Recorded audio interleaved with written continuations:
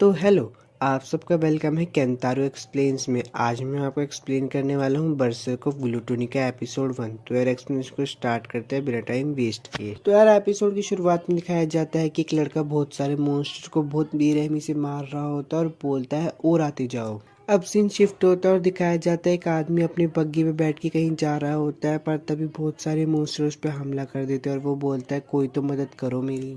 फिर यार वहाँ पे बहुत सारे योद्धा आ जाते हैं और आते ही वो उस आदमी को बोलते हैं यहाँ से हम संभाल लेंगे, आप आगे जाओ। और वो सारे के सारे मॉन्स्टर्स को वहाँ पे मार देते हैं। अब वो लोग मॉन्स्टर्स को मार के शहर में आ रहे होते हैं, तभी एक लड़की का सीन दिखाया जाता है जो कि बोलता है कि ओह, मॉन्स्टर का शिकार मैं तो कभी कर ही नहीं पाऊंगा। और वो ये भी सोचता है कि सब इस बेकार ग्लूटोनी स्किल्स की वजह से है, पर वो अंदर ही अंदर खुश भी होता है कि उसके पास कुछ काम करने के लिए होता है। अब शाम का सीन दिखाया जाता है जहाँ पर वेलरिक भाई बहन शहर में आ रहे होते हैं, तभी एक आदमी से गलती हो जाती तो वो तीनों भाई बहन उस पर गुस्सा हो जाते हैं और बोलते हैं कि इसे तो यहीं पे मार देना चाहिए, पर बड़े वाला भाई कहते हैं छोड़ो, आज के बाद ये गलती मत। अब वापस से उस लड़के का दिखाया जाता है जो गेट पे पहरेदारी कर रहा होता है। वेलरिक ब्रदर्स उनके पास जाते हैं और बोलते तुमने आज अपना काम ठीक से किया ना? तो वो बोलते हैं हाँ मैंने अच्छे से किया। फिर वो उसके आज के काम करने के पैसे देते हैं, पर पैसे देने के साथ उसके साथ बहुत बदतमीजी भी करते हैं, उसको मारने लगते हैं और बोलते तू बहुत नीच और घटिया इंसान है, मुझे तुम लोगों से नफरत है। वो लोग उसको मार ही रहे होते तभी एक लड़की पीछे से बोलती है बंद करो इसे मारना। तो वो बोलता है तुम्हें क्या प्रॉब्लम है? तो वो लड़की कहती है तुम होली नाइट्स को शोभा नहीं देता कि तुम कमजोरों को मारो। उस लड़की की बात सुनने के बाद वो लोग मुंह फुला के वहां से चले जाते हैं। अब उन लोगों के जाने के बाद वो लड़की उस लड़के के पास आती है और पूछती है क्या तुम ठीक हो? तो वो लड़का बोलता है हाँ मैं ठीक हूँ। लड़की बोलती है कि ऐसे ही रहो, तुम्हारा खून बह रहा है। उस लड़के का खून साफ करने के बाद वो लड़की बोलती है आज के लिए तुम्हारा शुक्रिया, अब हमारा काम बदलने का वक्त हो गया है। काम बदलने के बाद लड़की बोलती है अगर आज के बाद तुम्हारे साथ फिर से ऐसा हो तो तुम मुझे बता सकते। तो लड़का बोलता है आपको चिंता करने की जरूरत नहीं है, मुझे इन सब की आदत हो गई है, अब मैं चलता हूँ। अब रात का सीन दिखाया जाता है जहाँ पे लड़का खाना खा के बाहर गली में घूम रहा होता है और सोच रहा होता है कि काश मेरे पास भी कोई अच्छी स्किल्स होती, मैं भी मॉन्स्टर को मार सकता। अब वो सोच ही रहा होता है तभी महल में कुछ चोर घुस जाते हैं। तो वो जल्दी से जाके लेडी रोक्शी को बताता है और वो कहती है ठीक है तुम यहीं पे रुको, मैं उन्हें पकड़ने जाती हूँ। अब वो लड़की अंदर जाती है तभी एक चोर बाहर आ जाता है और वो लड़का सोचता है मैं भाग नहीं सकता, अगर मैं भागा तो लेडी रोक्शी खतरे में पड़ जाएगी, इसलिए वो हिम्मत करके उस चोर को जान से मार देता है। तभी वो हैरान हो जाता है क्योंकि उसकी ग्लूटनी स्किल्स एक्टिवेट हो जाती है और उसकी लेवल बढ़ जाती है। अब लेडी रोक्शी आते ही फेट से पूछती है क्या तुम ठीक हो? पर फेट हैरान हो जाता है क्योंकि फेट उनके मन की बात सुन पा रहा है और वो सोचता है कि मेरे साथ क्या हो रहा है, मुझे इनके मन की आवाज क्यों सुनाई दे रही है।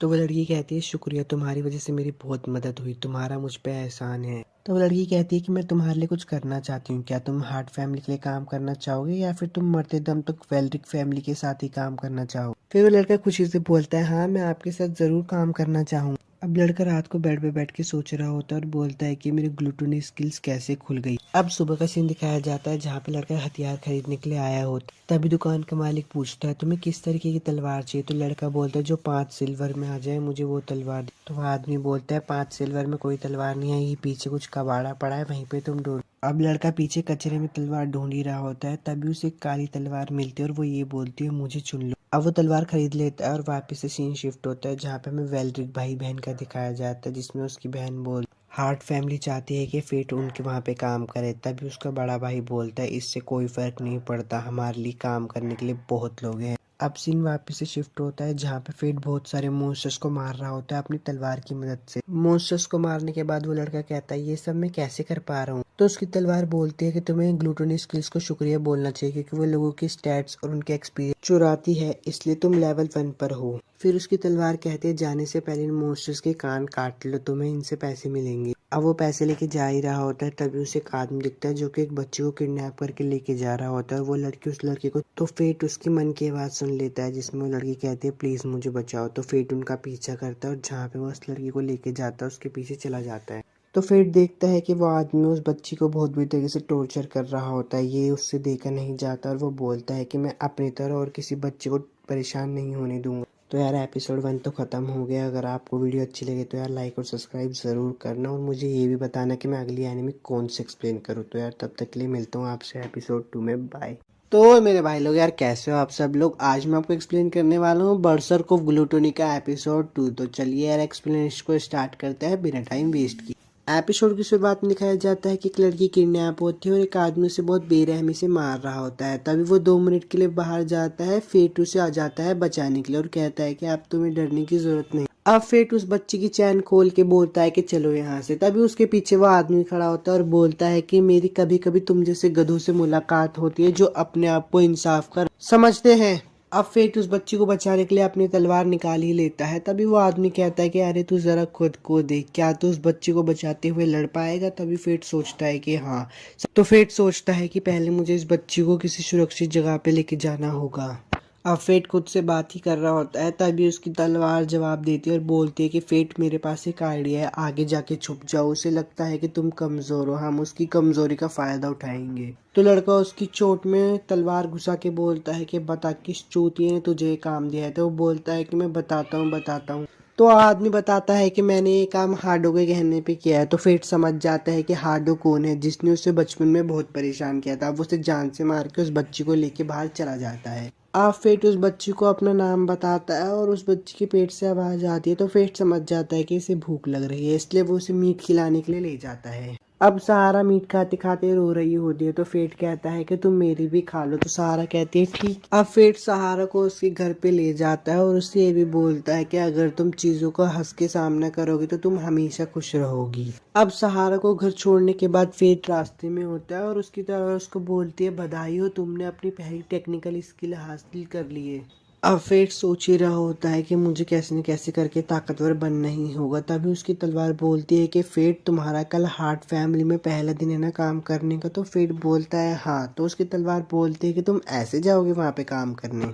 तो फेट चिल्ला के बोलता है कि ओ शिट, मैं तो भूल ही गया। अब सुबह का सीन दिखाया जाता है जहाँ पे फेट अच्छे कपड़े पहनकर हार्ट फैमिली में आता है क्योंकि आज उसका पहला दिन है काम करने का। अब फेट जैसे ही अंदर जाता है तो वो बहुत हैरान हो जाता है क्योंकि वो जगह बहुत बड़ी थी। अब लेडी रोक्शी आती है और बोलती है कि तुम आ गए, मैं तुम्हारा ही इंतजार कर रही थी, मुझे खुशी हुई कि तुम आए। फेट लेडी रॉक्सी को देख ही रहा होता है। तो लेडी रॉक्सी बोलती है क्या बात है। तो फेट बोलता है कि आप बहुत खूबसूरत लग रही हो, इसलिए मेरी बोलती ही बंद हो गई। तो लेडी रॉक्सी बोलती है कि कभी कभी अच्छे कपड़े पहन लेने चाहिए। अब सीन शिफ्ट हो जाता है और फेट अपने काम करने लगता है। अब काम कर ही रहा होता है तभी बूढ़े अंकल आगे बोल पहले हमें लगा था कि तुम एक पागल हो जो अपनी तलवार से बात करते हो और तुम मीट खाते वक्त भी हिचकिचा रहे थे। तो फेट बोलता है कि वो मैंने 5 साल बाद मीट खाई थी इसलिए। अब वो तीनों बात कर रहे होते हैं तभी फेट के पेट से आवाज जाने लगते हैं। तो वो दोनों बूढ़े आदमी बोलते हैं अभी तो हमने खाना खाया था, क्या तुमने खाना खाया था। तो फेट बोलता है हाँ मैंने जरूर खाया था, मुझे इसलिए भूख लग रही है क्योंकि अभी मैं बड़ा हो रहा हूँ ना। अब एक औरत आती है और बोलती है फेट को तुम्हें मालकिन बुला रही। अब लेडी रोक्सी फेट से पूछती है कि तुम्हें 1 हफ्ता होने वाला है काम करते करते, क्या तुम्हें इस काम की आदत हो गई है। पर फेट तो खुद ही कुछ न कुछ सोच रहा होता है। तो फेट हैरान होकर बोलता है कि मेरे पिताजी भी मुझे फे बुलाया करते थे। अब फेट और लेडी रोक्सी बात कर ही रहे होते हैं तभी फेट को चक्कर आ जाता है। अब फेट उठता है और वो अपने कमरे में होता है। तो वो जाके अपनी तलवार से पूछता है कि हे ग्रेट, क्या हो रहा है ये मुझे, पहले तो मैं इस भूख को संभाल लेता था। तो उसकी तलवार बोलती है कि तुम अब पूछने आए हो, अगर एक बार ग्लूटोनी स्किल्स को आत्मा को खाने की आदत लग जाए तो फिर उसे कोई नहीं रोक सकता। तुम जितनी ज्यादा आत्माओं को खाओगे उतनी ही ज्यादा ताकतवर बनोगी।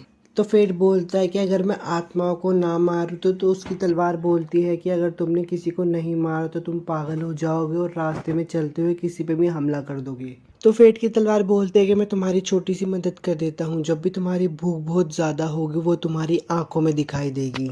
अब वो जंगल में जाता है और बहुत सारे मॉन्स्टर्स को मार देता है और ये भी बोलता है कि मैं इसे फिर से महसूस नहीं करना चाहता। तो उसकी तलवार बोलती है कि तुम्हें मॉन्स्टर्स को मारना ही पड़ेगा अगर तुम्हें महसूस नहीं करना। अब वो अपनी तलवार से बात कर ही रहा होता है, वहां पे तभी एक गोब्लिन किंग आ जाता है। उसकी तलवार बोलती है कि तुम इसे मार दो। तो वो गोब्लिन किंग को भी मार देता है। अब फेट की तलवार उससे बोलती है कि अगर तुम मुझे अपने सारे स्टैट्स दे दो तो मैं अपने नए रूप में आ जाऊंगा। तो फेट बोलता है कि एक नया रूप मैं देखना चाहता हूँ। जब फेट को पता चलता है कि उसे अपने सारे पॉइंट्स देने पड़ेंगे तो वो मना कर देता है। पर उसकी तलवार बोलती है कि अगर तुमने मुझे अपने पॉइंट नहीं दिए तो हमारा कॉन्ट्रैक्ट तोड़ना होगा। तो फेट बोलता है कि मेरे पास और कोई चारा नहीं और वो अपने सारे पॉइंट उस तलवार को दे देता है। अपने सारे पॉइंट देने के बाद उसकी तलवार एक नए रूप में आ जाती है और वो तलवार से बो बन जाती है। तो यार एपिसोड 1 तो खत्म हो गया। अगर आपको वीडियो अच्छी लगे तो यार लाइक और सब्सक्राइब जरूर करना और मुझे ये भी बताना कि मैं अगली एनीमे आपके लिए कौन सी एक्सप्लेन करूँ। और तब तक के लिए मैं चलता हूँ, बाय। आज मैं आपको एक्सप्लेन करने वाला हूँ बर्सर्क ऑफ ग्लूटोनी का एपिसोड 3। तो चलिए यार एक्सप्लेनेशन को स्टार्ट करते हैं। और अगर आपको वीडियो अच्छी लगे तो लाइक और सब्सक्राइब जरूर करना। एपिसोड की शुरुआत में कहा जाता है कि एक लड़की गेट के अंदर घुसने की कोशिश कर रही होती है, तो फेट बोलता है कौन है वहाँ पर। वो लेडी रॉक्सी होती है और वो फेट को बोलती है तुमने तो मुझे डरा ही दिया। फेट बोलता है कि आपने ऐसे कपड़े पहन रखे हैं इसलिए मैं पहचान नहीं पा रहा, क्या आप कैसल जा रही हो। लेडी रॉक्सी बोलती है कि अब तुम्हें पता चल गया है तो मैं तुम्हें बता ही देती हूँ, मैं शहर में कुछ खुफिया चीज करने जा रही हूँ। तो फेट बोलता है अच्छा तो आपने इसलिए भेष बदला है। लेडी रॉक्सी बोलती है कि किसी को बताना मत और हारू को तो बिल्कुल भी पता नहीं चलना चाहिए। तो फेट बोलता है ठीक है मैं किसी को नहीं बताऊंगा। अब फेट बोलता है कि मैंने आपका वक्त बर्बाद कर दिया, मुझे माफ कर दो, मैं अपने काम पे चलता हूँ। पर लेडी रॉक्सी बोलती है रुको, मेरे पास एक जबरदस्त आइडिया, क्यों ना तुम भी मेरे साथ चलो। वो दोनों गली के बीच में होते हैं और फेट उसे बार बार रॉक्सी बुला रहा होता है। तो लेडी रॉक्सी बोलती है कि मुझे बार बार लेडी रॉक्सी मत बोलो वरना सब लोग पहचान जाएंगे, मुझे सोचने दो, तुम मुझे लैक्सी बुला सकते हो। अब फेट बोलता है कि बकवास मत करो, चुप रहो। तो लेडी रॉक्सी बोलते है कि मुझे माफ कर देना बकबक करने के लिए। तो फेट बोलता है नहीं नहीं मैं आपको नहीं बोल रहा था, आप बकबक बिल्कुल नहीं करती। अब लेडी रॉक्सी और फेट दोनों मजे कर रहे होते हैं बाजार में घूमकर, पर तभी एक आदमी बोलता है होली नाइट्स आ रहे हैं। तो तभी सब साइड में हो जाते हैं। वो होली नाइट्स अपने रास्ते में जा ही रहे होते, तभी उन्हें किसी की भूख लगने की आवाज आती है। तो वो चिल्लाकर बोलते हैं कौन है किसने। तो फेट बोलता है कि मुझे माफ कर दो सर, पर वो होली नाइट बोलता है मुझे आवाज नहीं आ रही। अब वो होली नाइट फेट पे पैर रखने ही वाला होता है, तभी लेडी रॉक्सी आती है और बोलती है उसने माफी मांग ली है ना। पर वो होली नाइट बोलता है तेरी इतनी हिम्मत, तू हमसे ऐसे बात करेगी। वो नाइट बोलता है कि जरा रुको, मैंने तुम्हें शायद कहीं देखा है। और पब्लिक भी उन्हें पहचानने लगती है कि लेडी रॉक्सी है। तभी फेट की तलवार कहती है कि उससे जरा चिपको, उसके लवर बनो, इससे किसी को पता नहीं चलेगा कि वो लेडी रॉक्सी है। वो दोनों लवर बनने का एक्टिंग करते हैं और वहां से बच के साइड में आ जाते हैं। तो लेडी रॉक्सी बोलते हैं मैंने आज से पहले किसी लड़के का हाथ नहीं पकड़ा, और ये फेट सुन लेता है। सीन चेंज होता है और दिखाया जाता है लेडी रॉक्सी एक हीरे को देख रही होती है। तो फेट उनसे बोलता है कि आपको कुछ पसंद आ गया है। तो लेडी रॉक्सी बोलती है हाँ हीरा। तो वो दुकानदार उनसे बोलता है कि अपनी गर्लफ्रेंड के लिए हीरा ले लीजिए। पर लेडी रॉक्सी बोलती है मुझे हीरा नहीं चाहिए और दुकान से चली जाती। फेट लेडी रॉक्सी से पूछता है कि आपको सच में नहीं चाहिए। तो लेडी रॉक्सी बोलती है मेरे किसी काम का नहीं होते। तभी दो आदमी बात करते हुए जा रहे होते और बोलते हैं कि किसने गोबलिन किंग के कान को काट कर दान कर दिया उस ऑर्फनेज को। लेडी रॉक्सी उनके पास आती है और बोलते हैं क्या तुम मुझे उसके बारे में और बता सकते हो। तो वो दोनों आदमी बोलते नहीं, जाकर वॉरियर से पूछो। लेडी रॉक्सी फेट से बोलते कि मुझे तुम वॉरियर के पास ले चलो। तो फेट बोलता है आप इसी बंदे की तलाश कर रही हो। लेडी रॉक्सी बोलती है हाँ मैं उस भटकते मॉन्स्टर की तलाश कर रही जो हाल ही में कैपिटल के इर्द गिर्द घूम रहा है। शाम का सीन दिखाया जाता है। फेट वहीं पे जाता है जहाँ पे वो खाना खाता था। वो अपनी कुर्सी पे जाके बैठता है तो वहाँ का मालिक बोलता है तुम वहाँ पे नहीं बैठ सकते, वहाँ पे एक लड़का बैठा करता था जो हाल ही में गुजर गया। वो दुकान का मालिक फेट को देखकर बहुत हैरान हो जाता है और बोलता है कि तुम जिंदा हो। तो फेट बोलता है हाँ क्या मैं यहाँ पे बैठ सकता हूँ। वो कहता है बिल्कुल बैठ। अब वो दोनों अपना खाना खा रहे होते तभी वहां पे एक बूढ़ा आदमी आता है और वो फेट को देख के बोलता है भूत तुम जिंदा हो। तो फेट बोलता है हाँ। लेडी रॉक्सी उस बूढ़े आदमी से पूछते कि तुम्हें पता है उस भटकते हुए भूत का क्या सीन है। तो वो बूढ़ा आदमी बोलता है कि भटकता हुआ मॉन्स्टर एक लीच है। तो लेडी रॉक्सी बोलती है अगर वो लीच है तो एक बड़ी प्रॉब्लम है। और वो बूढ़ा आदमी ये भी बोलता है कि इसलिए होली नाइट्स उस लीच को मारने पे लगे हुए हैं। अब वो दोनों बाहर आ जाते हैं तो लेडी रॉक्सी को फेट शुक्रिया बोलता है क्योंकि लेडी रॉक्सी ने उसकी तलवार की मरम्मत करवाई थी। लेडी रॉक्सी बोलते है कि तुम्हें शुक्रिया कहने की जरूरत नहीं है, शुक्रिया तो मुझे कहना चाहिए, मैं तुम्हारी मदद की वजह से उस भटकते हुए मॉन्स्टर के बारे में जान पाया। फेट लेडी रॉक्सी से पूछता है कि मॉन्स्टर हंट के बारे में आपको कैसे पता नहीं चला। तो लेडी रॉक्सी बोलती है कि वेरिक फैमिली काम कर रही है और मुझे बताने का सोचा भी नहीं। अब वो आगे चलते रहते हैं तो हार्डो एक बच्चे को परेशान कर रहा हो। फेट उस बच्चे को बचा लेता है। तो लेडी रॉक्सी राफेल से पूछती है कि तुमने उस मॉन्स्टर हंट के बारे में मुझे क्यों नहीं बताया। तो राफेल का भाई बोलता है कि मुझे लगा तुम अपने पिता के गुजरने से सदमे में होगी। लेडी रॉक्सी बोलती है कि मैं ठीक हूँ। तो राफेल बोलता है जानकर खुशी हुई, अब हम चलते हैं। फेट उस बच्चे से पूछता है तुम खो गए हो। तो वो बच्चा बोलता है हाँ मुझे मम्मी नहीं मिल रही। तो फेट बोलता है कोई नहीं, मैं तुम्हारी ढूंढने में मदद करता हूँ। बच्चे की मम्मी को ढूंढने के बाद फेट बोलता है कि अब हमें घर चलना चाहिए वरना हम मुसीबत में फंस जाएंगे। लेडी रॉक्सी फेट को बोलते कि अब हम फंसने ही वाले तो हम साथ मिलकर फंसेंगे। तो फेट बोलता है ठीक है चलो चलते हैं घर। अब रात का सीन दिखाया जाता है जहाँ पे फेट अपनी तलवार से पूछ रहा होता है मैं बिना लेडी रॉक्सी को पता चले कैसे मॉन्स्टर्स को मार सकता हूँ। तो उसकी तलवार बोलती दिमाग में एक आइडिया आ तो रहा। वो एक मास्क को देखता है और उसकी तलवार बताती है कि इस मास्क को पहनने से जो भी तुम्हें देखेगा तुम उसे अलग दिखोगे। अब सुबह का सीन दिखाया जाता है जहाँ पे फेट लेडी रोक्सी को एक गिफ्ट देता है और बोलता है कि शुक्रिया मुझे जॉब देने के लिए, और बोलता है कि आपकी वजह से मुझे इतना अच्छा कमरा और घर और खाने को मिला। लेडी रोक्सी बोलते है कि बताओ तुम्हें क्या चाहिए, तो फेट बोलता है मुझे कुछ नहीं चाहिए। एपिसोड 3 तो खत्म हो चुका है। अगर आपको वीडियो अच्छी लगे तो लाइक और सब्सक्राइब जरूर करना और मुझे भी बताना कि मैं नेक्स्ट टाइम आपके लिए कौन से एक्सप्लेन करूँ। तब तक के लिए चलता हूँ। हेलो दोस्तों, आज मैं आपको एक्सप्लेन करने वाला हूँ बर्सर्क ऑफ ग्लूटोनी एपिसोड 4। तो चलिए एक्सप्लेनेशन को स्टार्ट करते हैं। और अगर आपको वीडियो अच्छी लगी तो यार लाइक और सब्सक्राइब जरूर करना। एपिसोड के साथ दिखाया जाता है कि बहुत सारे नाइट्स फेट को देखकर बोलते हैं लीच आ गया भागो। अब सीन चेंज होता है और दिखाया जाता है कि लेडी रोक्सी फेट के पास आती है और बोलती है कि मेरे पास तुम्हारे लिए एक सीक्रेट मिशन है, क्या तुम चलोगे। रोक्सी की मम्मी आती है और बोलती है तुम लोगों का स्वागत है, पर लेडी रोक्सी बोलती है आपको स्वागत करने की जरूरत नहीं थी, आपकी तबीयत ठीक नहीं। तो रोक्सी की मम्मी कहती है कि कोई बात नहीं, मुझे अच्छा लग रहा है। अब रोक्सी की मम्मी ये भी कहती है कि वो कौन है तुम्हारे पीछे। तो लेडी रोक्सी बोलती है ये मेरा सेवक है, इसका नाम है फेट बोलता है कि आपसे मिलकर खुशी हुई, मेरा नाम है फेट ग्रेफाइट। तो लेडी रोक्सी की मम्मी बोलती है मैं हूँ आयशा हार्ट, खुशी है कि तुम यहाँ पे आए, तुम्हारा स्वागत है फेट। अब लेडी रोक्सी की मम्मी फेट को बुलाती है अपने पास और बोलती है क्या तुम्हें मेरी बेटी पसंद है। तो लेडी रोक्सी बोलती है आप ये इससे क्या पूछ रही हो। तो उसकी मम्मी बोलती है कि मैं तो बस जानना चाहती थी कि उसे काम देने वाली के नाते वो तुम्हारे बारे में क्या सोचता। फेट बोलता है कि आयशा सामा मैं लेडी रोक्सी की बहुत इज्जत करता हूँ और अगर आपकी इजाजत हो तो मैं उनकी पूरी जिंदगी सेवा करूंगा।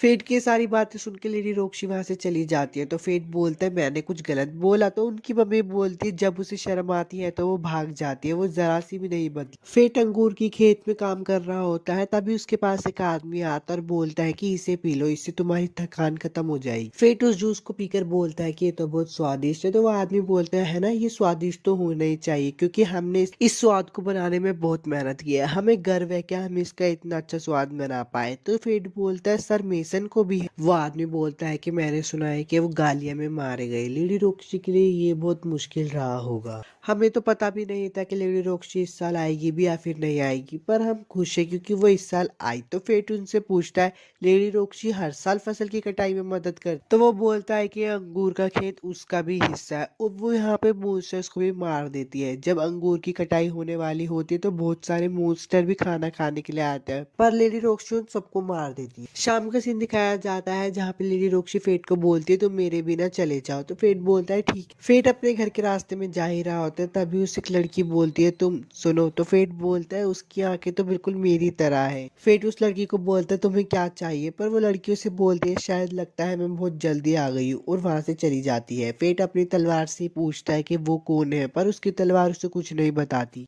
लेडी रोक्सी वहां पे आ जाती है। तो फेट उसे बोलता है आपको तो कुछ काम था, पर लेडी रोक्सी बोलते है मैं अंगूर लेने गई थी। लेडी रोक्सी उस लड़की को देखकर बोलती है ये तो एक गालिया है। फेट बोलता है मुझे तो लगा था गालियां तबाह हो गए। अब सीन चेंज होता है, गांव वाले इकट्ठे होते तो देखते उनके सारे के सारे खेतों को बर्बाद कर दिया था। सीन चेंज होता है और दिखाया जाता है लेडी रोक्सी और फेट एक साथ शिकार पर गए होते हैं। तो फेट देखता है वहां पे इतना बड़ा मॉन्स्टर आ जाता है और उसकी तलवार बोलती है उस मॉन्स्टर को देख के तुम्हें भूख लग गई ना। फेट परेशान होकर बोलता है कि मैं अपना ये रूप लेडी रोक्सी को नहीं दिखा सकता। अब वो लोग वापिस से गाँव में आ जाते हैं और लोग बोलते हैं उसे इतने बड़े मॉन्स्टर को कौन मारेगा। तो लेडी रोक्सी बोलती है आप सब चिंता मत करिए, मैं उसे मार दूंगी क्योंकि मैं एक होली नाइट हूँ। रोक्सी की टीम उसके पास आकर बोलती है कि हमें उस मॉन्स्टर को मारने के लिए तैयारी करने में पूरा एक दिन लग जाएगा। तो रोक्सी बोलते है कोई बात नहीं, आप अपना पूरे समय ले ली। फेट बोलता है कि मैं अभी इतना ताकतवर नहीं हूँ कि लेवल 50 के मॉन्स्टर को मार सकूं, पर मुझे कुछ न कुछ तो करना ही होगा। अब रात को फेट आता है और उस बड़े मॉन्स्टर और उसके साथी को मार देता है। तो फेट को चक्कर आने लगता है, वो अपनी तलवार से पूछता है ये क्या हो रहा है। तो उसकी तलवार बोलती है तुमने एक बहुत बड़ी सोल को खाया है इसलिए तुम्हें ओवरलोड हो गया। फेट की तलवार उसे बोलती है फेट खुद को संभालो वरना हालत और खराब हो जाएगी। अब लेडी रोक्सी सुबह ब्रेकफास्ट करते हुए अपनी मम्मी को बताती है कि उस मॉन्स्टर को किसी और ने ही मार दिया, शायद वो एक गालिया होगी क्योंकि वो एक होली नाइट से भी ज्यादा बहादुर होती है और ताकतवर भी। रोक्सी की मम्मी फेट से बोलती है कि मैं चाहती हूँ कि तुम लेडी रोक्सी के साथ हमेशा रहो। फेट बोलता है पर मेरे जैसा कोई। तो रोक्सी की मम्मी बोलते हैं मैं ये नहीं कह रहा कि तुम्हारे पास गौरवीय शक्ति होनी चाहिए या फिर तुम्हारे पास कोई होली नाइट जैसी ताकत हो, मेरे पास ज्यादा टाइम नहीं बचा इसलिए मैं चाहती हूँ कि तुम रोक्सी का साथ दो। फेट और रोक्सी अब वहां से आ जाते हैं। अब रात का सीन दिखाया जाता है जहाँ पे फेट कुछ गोबलिन को मारकर कह रहा होता है मेरी भूख तो शांति नहीं हो रही। तो उसकी तलवार बोलती है कि तुम्हारी स्किल को अब बड़ी आत्माओं को खाने की आदत लग गई, इसलिए छोटी आत्माओं से अब तुम्हारा काम नहीं चलेगा। फेट, वक्त निकलता जा रहा है, तुम्हें सही समय पर सोचना होगा। रोक्शी अपनी पापा की कब्र पे जाती है और बोलती है मुझे गालिया को ढूंढने के लिए चुना गया है, पर उसके पीछे से फेट बोलता है प्लीज ऐसा मत करिए, आप वहाँ पे मत जाइए। पर रोक्शी बोलती है कि मैंने जाने का फैसला कर लिया है, अब मैं जाकर ही रहूंगी। एपिसोड 4 तो खत्म हो गया। अगर आपको वीडियो अच्छी लगे तो लाइक और सब्सक्राइब जरूर करो और मुझे भी बताओ कि मैं नेक्स्ट टाइम भी आपके लिए कौन सी एक्सप्लेन करूँ।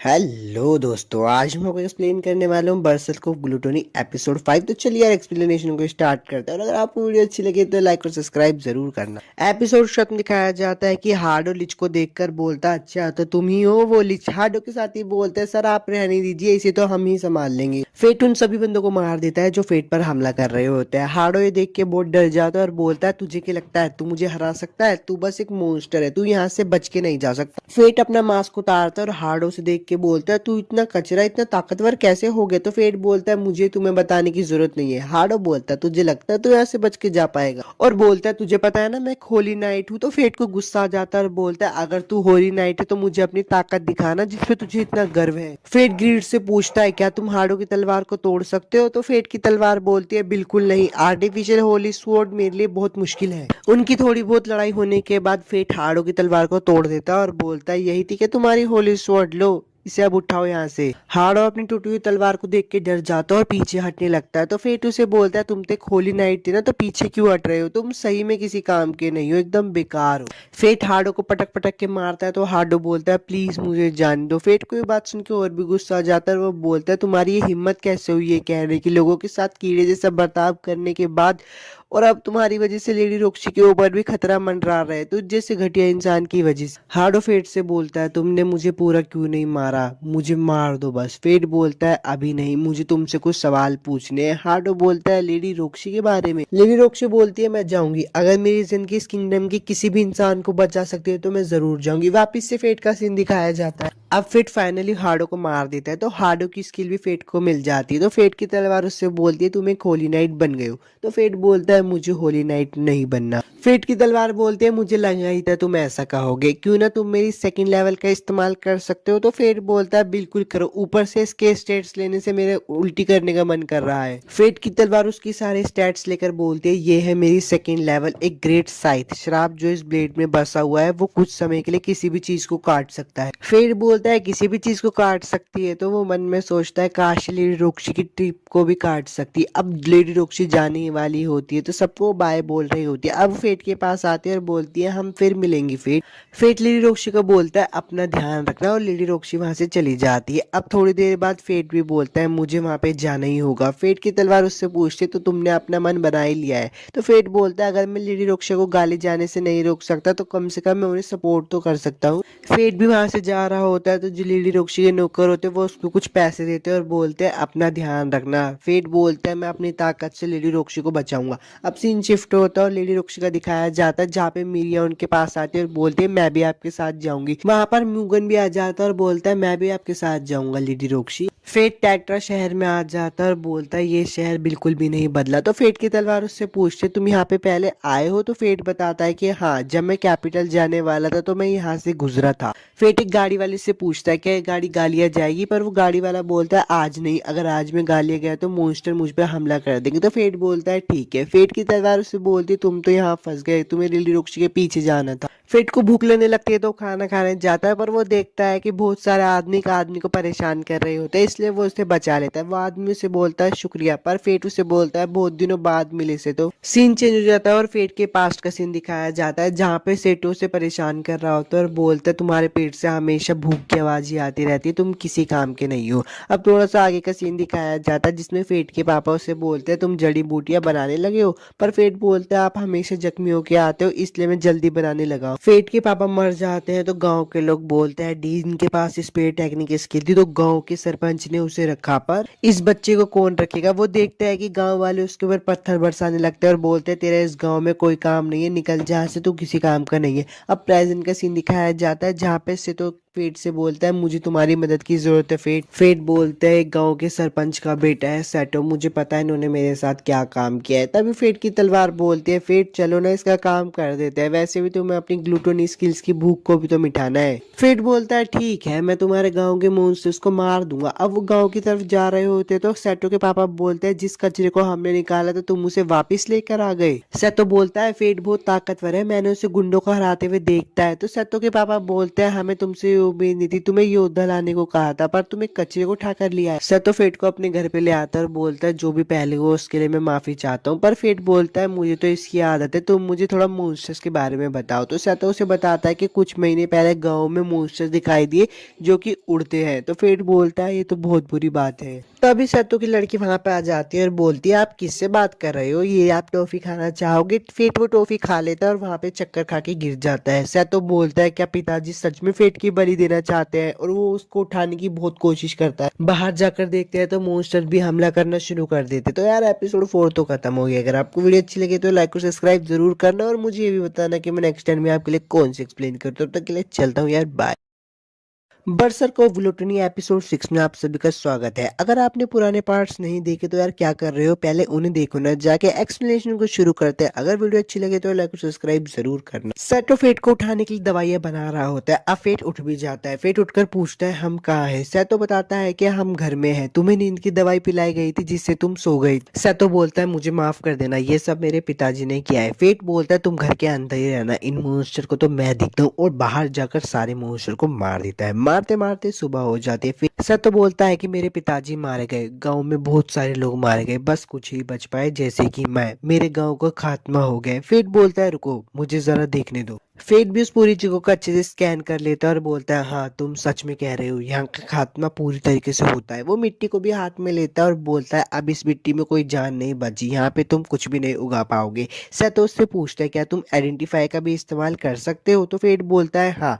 तो सतो बोलता है फिर खतरनाक चीजें करके वॉरियर बनने का क्या फायदा, तुम आइडेंटिफाई का इस्तेमाल करके अच्छी जिंदगी जी सकते हो। फेट बोलता है मेरे पास लड़ाई करने के अलावा कोई चारा नहीं है। सतो बोलता है मैं भी शहर जाऊंगा और एक जॉब ढूंढूंगा अपनी बेटी के खातिर। अब थोड़ा सा आगे का सीन दिखाया जाता है। सतो बोलता है कि मैं चाहता हूँ कि तुम मुझे मारो, मैंने बचपन में तुम्हारे से इतना बुरा व्यवहार किया उसके लिए मुझे माफ कर देना। फेट बोलता है ठीक है, अपने दांत अंदर कर लो, और उसे बहुत जोरों का मुक्का मारता है।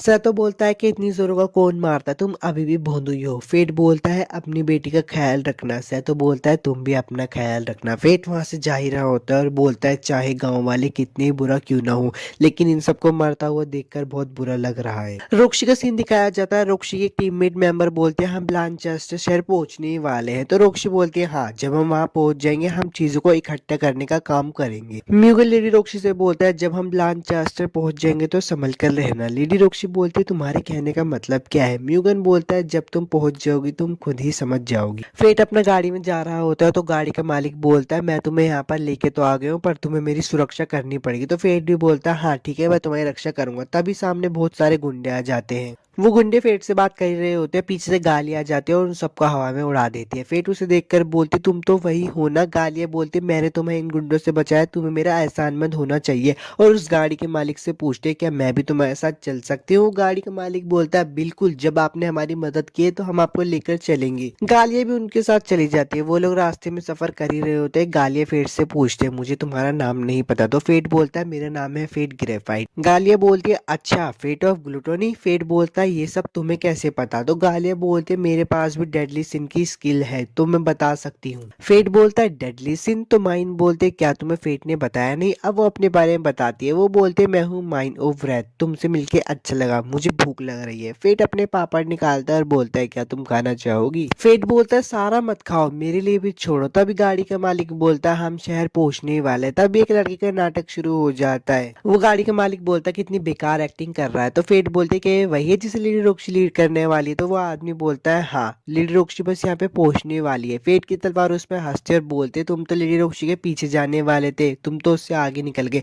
अब वो दुकान का मालिक वहां से निकल जाता है। माइन फेट के कंधों पे ही सो जाती है। तो फेट बोलता है ओए खड़े खड़े मत सो। अब वो उसको उठा के चल लेता है और बोलता है ये सब कैसे हो गया। फेट की तलवार बोलती है हार मान लो, वो इतनी जल्दी उठने वालों में से नहीं है। फेट बोलता है मुझे लगता है तुम उसे अच्छे से जानते हो। पर तलवार कुछ नहीं बोलती और वापस से चुप हो जाती है। फेट आगे बढ़ने की कोशिश कर रहा होता है, पर सैनिक उसे रोक लेते हैं और बोलते हैं यहाँ से आगे बस गांव के लोग ही जा सकते हैं। अगर तुम्हें होटल लेना है तो वो तुम्हें वहां पे मिल जाता है। फेट एक होटल ले लेता है और अपनी तलवार से पूछता है तुम माइन को कैसे जानते हो। फेट की तलवार बताती है कि हम एक पुराने दोस्त हैं जो कि आपस में मिल जाते हैं, और ये उस स्लोथ पर भी लागू होता है। फेट बोलता है माइन की कुल्हाड़ी। वो बोलता है हाँ, स्लोथ और मैं एक डेडली वेपन है। तो फेट बोलता है हाँ, माइंड भी मुझे अपनी डेडली सिन के बारे में बता रही थी कि वो उसकी स्किल है, क्या तुम इसके बारे में जानते हो। ग्रीड बोलता है अच्छा, तो तुम्हारे जानने का समय आ चुका है। वो उसे बताता है कि स्लोथ, व्रैथ, प्राइड, लस्ट, ये सारी ताकतें उन लोगों को तोड़ने के लिए बनाई है जिन्हें भगवान ने बनाया, इसलिए इनको इमोर्टल वेपन कहा जाता है। उनमें से ग्लूटोनी सबसे ज्यादा पापी है।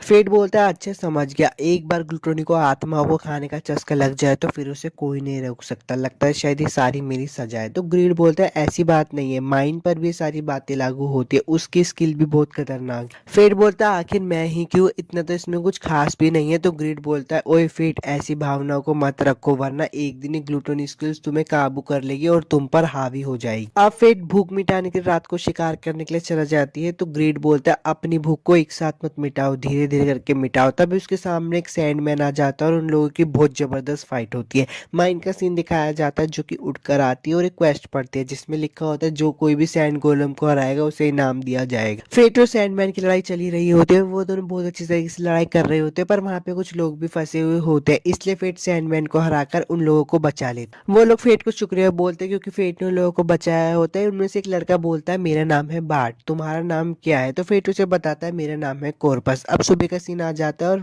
माइन बिना कपड़ों के बैठी होती है। तो फेट बोलता है जरा कपड़े पहन लो। तो माइन बोलते है तुम बस अभी बच्चे हो तो मुझे क्यों शर्म आएगी। फेट बोलता है मुझे तो शर्म आ रही है ना। माइन बोलते तुम्हारे दिमाग में बहुत गंदे ख्याल आ रहे हैं। फेट बोलता है ऐसा नहीं है। ग्रीड बोलता है तुम दोनों की अच्छी बन रही है। अब माइन तैयार होकर कहीं जा रही होती है, तो फेट पूछता है तुम कहाँ जा रही हो। माइन बताती है कि मैं सैंड गोलम का शिकार करने जा रही हूँ। तो फेट बोलता है मैं तो उसे कल रात ही हरा चुका हूँ। माइन गुस्सा हो जाती है और बोलती है तुमने मेरा शिकार चुरा लिया। तो फेट बोलता है अच्छा अच्छा, तुम आधा ले लेना। अब वो लोग अपना इनाम लेने के लिए जा रहे होते, तो वो लड़की बोलती है मिस्टर कॉर्पस, सैंड गोलम को हराने के लिए आपका शुक्रिया, ये लीजिए आपके 100 गोल्ड कॉइन। माइन फेट को बोलते तुम ये मास्क क्यों लगाते हो, ये बहुत घटिया है। तो फेट उसे बताता है कि मैंने मिस्टर कॉर्पस बन के सैंड गोलम को हराया, तो मुझे मिस्टर कॉर्पस बन के ही इनाम को लेना होगा। तभी वहां पे सर रुडोल्फ आ जाते हैं और बोलते तो तुम ही हो जिसने मिस्टर सैंड गोलम को हराया है, अब से तुम मेरी सेवा करोगे और तुम्हें मना करने का कोई हक नहीं है। जब एक नाइट बोलता है तो तुम उसे मना नहीं कर सकते। माइन उसके पास जाती है और बोलती है ऐसा नहीं चलेगा, वो मेरा शिकार था। रुडोल्फ माइन को देखकर बोलता है तुम तो अभी बच्चे हो, तुम्हें तो घर जाकर अपनी माँ का दूध पीना चाहिए। माइन को बात सुनकर बहुत गुस्सा आता है और वो उसे वहीं पे ही उड़ा देती है। एपिसोड 6 तो खत्म हो गया। अगर आपको वीडियो अच्छी लगी तो लाइक और सब्सक्राइब जरूर करना और मुझे भी बताना कि मैं नेक्स्ट एनिमे आपके लिए कौन सी एक्सप्लेन करूँ। मिलता हूँ आपसे नेक्स्ट एनिमे एक्सप्लेनेशन वीडियो में। एपिसोड की शुरुआत में कहा जाता है कि फेट बोलता है तुम्हें पक्का यकीन है कि तुम्हारे पास व्रत है, ग्लूटोनी स्किल नहीं, और हमने सारा खाना अभी खरीदा था, तुम कितना खाओगी और ये खाना जाता कहाँ है। माइन को ये बात सुन के बहुत गुस्सा आ जाता है और वो अपनी ताकत का इस्तेमाल करती है। फेट उसको बोलता भी कि मत करो और उसकी ताकत इस्तेमाल करने की वजह से गाड़ी टूट जाती है। गाड़ी का मालिक कहता है कि इसके पैसे मैं अलग से लूंगा। माइन कहीं पे जा रही होती है तो फेट बोलता है अरे कहाँ जा रही है, और उसके पीछे पीछे चलने लगता है। वो एक गाँव में आ जाता है तो ग्रीड बोलता है ये जगह तो बहुत शांति भरी लगती है, हम गालिया के बहुत करीब आने वाले हैं और मॉन्स्टर का खतरा भी बढ़ता जा रहा है, पर इस गांव में इतनी शांति कैसे है। मुझे तो लगता है कि इस गांव की हिफाजत कोई ताकतवर बंदा करता है। फेट बोल रहा है कि अच्छा मुझे समझ आ गया और आगे बढ़ने लगता है। तभी वो एक आदमी को बैठा देखता है और उससे पूछता है जरा सुन आपको पता है इस गाँव का मुखिया कौन है। तो वो बंदा बोलता है हाँ, इस गाँव का मुखिया मैं ही हूँ। तो फेट बोलता है कि मैं यहाँ पे कहीं रहने की जगह ढूंढ रहा हूँ, तो क्या आप मुझे दोगे। फेट और ग्रीड दोनों ही उसकी तलवार देखकर समझ जाते हैं कि वो एक होली नाइट है और वो ही इस गांव की रक्षा करता है। वो मेयर बोलता है अच्छा ठीक है, मैं तुम्हें जगह तो दे दूंगा, पर मेरी एक शर्त है, तुम्हें मेरे साथ मुकाबला करना होगा। वो फेट की आइडेंटिफाई वाली स्किल्स को देखकर बोलता है तुम लेवल 1 पर और स्टैट्स तुम्हारे 2 मिलियन से भी ऊपर है। फेट बोलता है कि आपने आइडेंटिफाई स्किल का इस्तेमाल करो और मुझे पता ही नहीं चला। वो मुखिया बोलते तुम लड़ाई करोगे या फिर नहीं। अब उन दोनों के बीच में लड़ाई हो जाती है और वो मुखिया फेट को आराम से हरा देता है। फेट बोलता है कि अच्छा इसका मतलब हम यहाँ पे नहीं रह सकते। तो वो मुखिया बोलता है कि नहीं, तुम यहाँ पे रह सकते हो, ये जरूर कोई किस्मत का ही खेल होगा जो तुम यहाँ पे आए हो, पर एक शर्त पर, जब तक तुम यहाँ पे रहोगे मैं तुम्हें ट्रेनिंग दूंगा। फेट बोलता है कि मैं ही क्यों, तो गांव का मुखिया बोलता है कि चलो भी यार, एक बूढ़े आदमी की इच्छा समझकर इसको मान लो। फेट और ग्रीड मन में सोच रहे होते हैं अच्छा इसके पीछे कुछ तो गड़बड़ है। तभी फेट अपनी आइडेंटिफाई का यूज कर रहा होता है, पर वह मुखिया बोलता है रुक जाओ, तुम्हें अपनी आइडेंटिफाई को रोकना नहीं आता ना, और भी तुम्हारी बहुत सारी ताकत है जो कि अधूरी है। तुम्हारा मॉन्स्टर के साथ लड़ने का अंदाजा तो काफी अच्छा है, पर तुम किसी इंसान से अच्छे तरीके से नहीं लड़ पाते हो। गांव का मुखिया बोलता है करना चाहोगे मेरे साथ ट्रेनिंग, तो फेट की तलवार ग्रीड बोलते है कि यार इसे कुछ चाहिए भी नहीं और फ्री में ट्रेनिंग दे रहा है, मुझे तो इसमें बहुत ज्यादा गड़बड़ लग रही है। पर फेट बोलता है कि यार ऐसे किसी होली नाइट से ऑफर मिलते नहीं है इतने आसानी से। तो ग्रीड बोलता है ठीक है तुम्हारी मर्जी, जो करना है करो। फेट बोलता है कि मेरा नाम है फेट ग्रेफाइट और मुझे आपसे सीखने में बहुत खुशी होगी। तभी उस गांव के मुखिया का नाम पता चलता है, उसका नाम है आरुण। वहाँ माइन भी आ जाती है और बोलते फेट हमें वहाँ पे कैंप लगाने की जगह मिल गई है। तो फेट बोलता है नहीं, मुझे रहने की जगह मिल गई है। सीन दिखाया जाता है कि आरुण फेट को ट्रेनिंग दे रहा होता है और सुबह से शाम हो जाती है। आरुण बोलता है कि कल हम असली ट्रेनिंग करेंगे। फेट भी बोलता है ठीक है, पर फेट को तभी कुछ मॉन्स्टर की गंध आ रही होती है और वो देखता है कि वो गंध उस कैसल से आ रही होती है। तभी आरुण की आवाज जाती है ये सब क्या है। वो आके अंदर देखते हैं माइन ने सारा खाना खा लिया होता है। फेट बोलता है कि इसके लिए मुझे माफ कर देना। आरुण बोलता है कि ठीक है, मैं गांव से कुछ खाना मांग कर लेके आता हूँ। दूसरा दिन दिखाया जाता है ट्रेनिंग का। आरुण फेट को एक लकड़ी देता है और बोलता है तुम इस लकड़ी से मेरे वार से बचना। पर फेट बोलता है ये तो बस एक लकड़ी है, तो टूट जाएगी। आरुण बोलता है कि मैं ट्रेनिंग दे रहा हूँ ना, मुझे पता है तुम कर लोगे। और उन दोनों के बीच में फिर से प्रैक्टिस शुरू हो जाती है।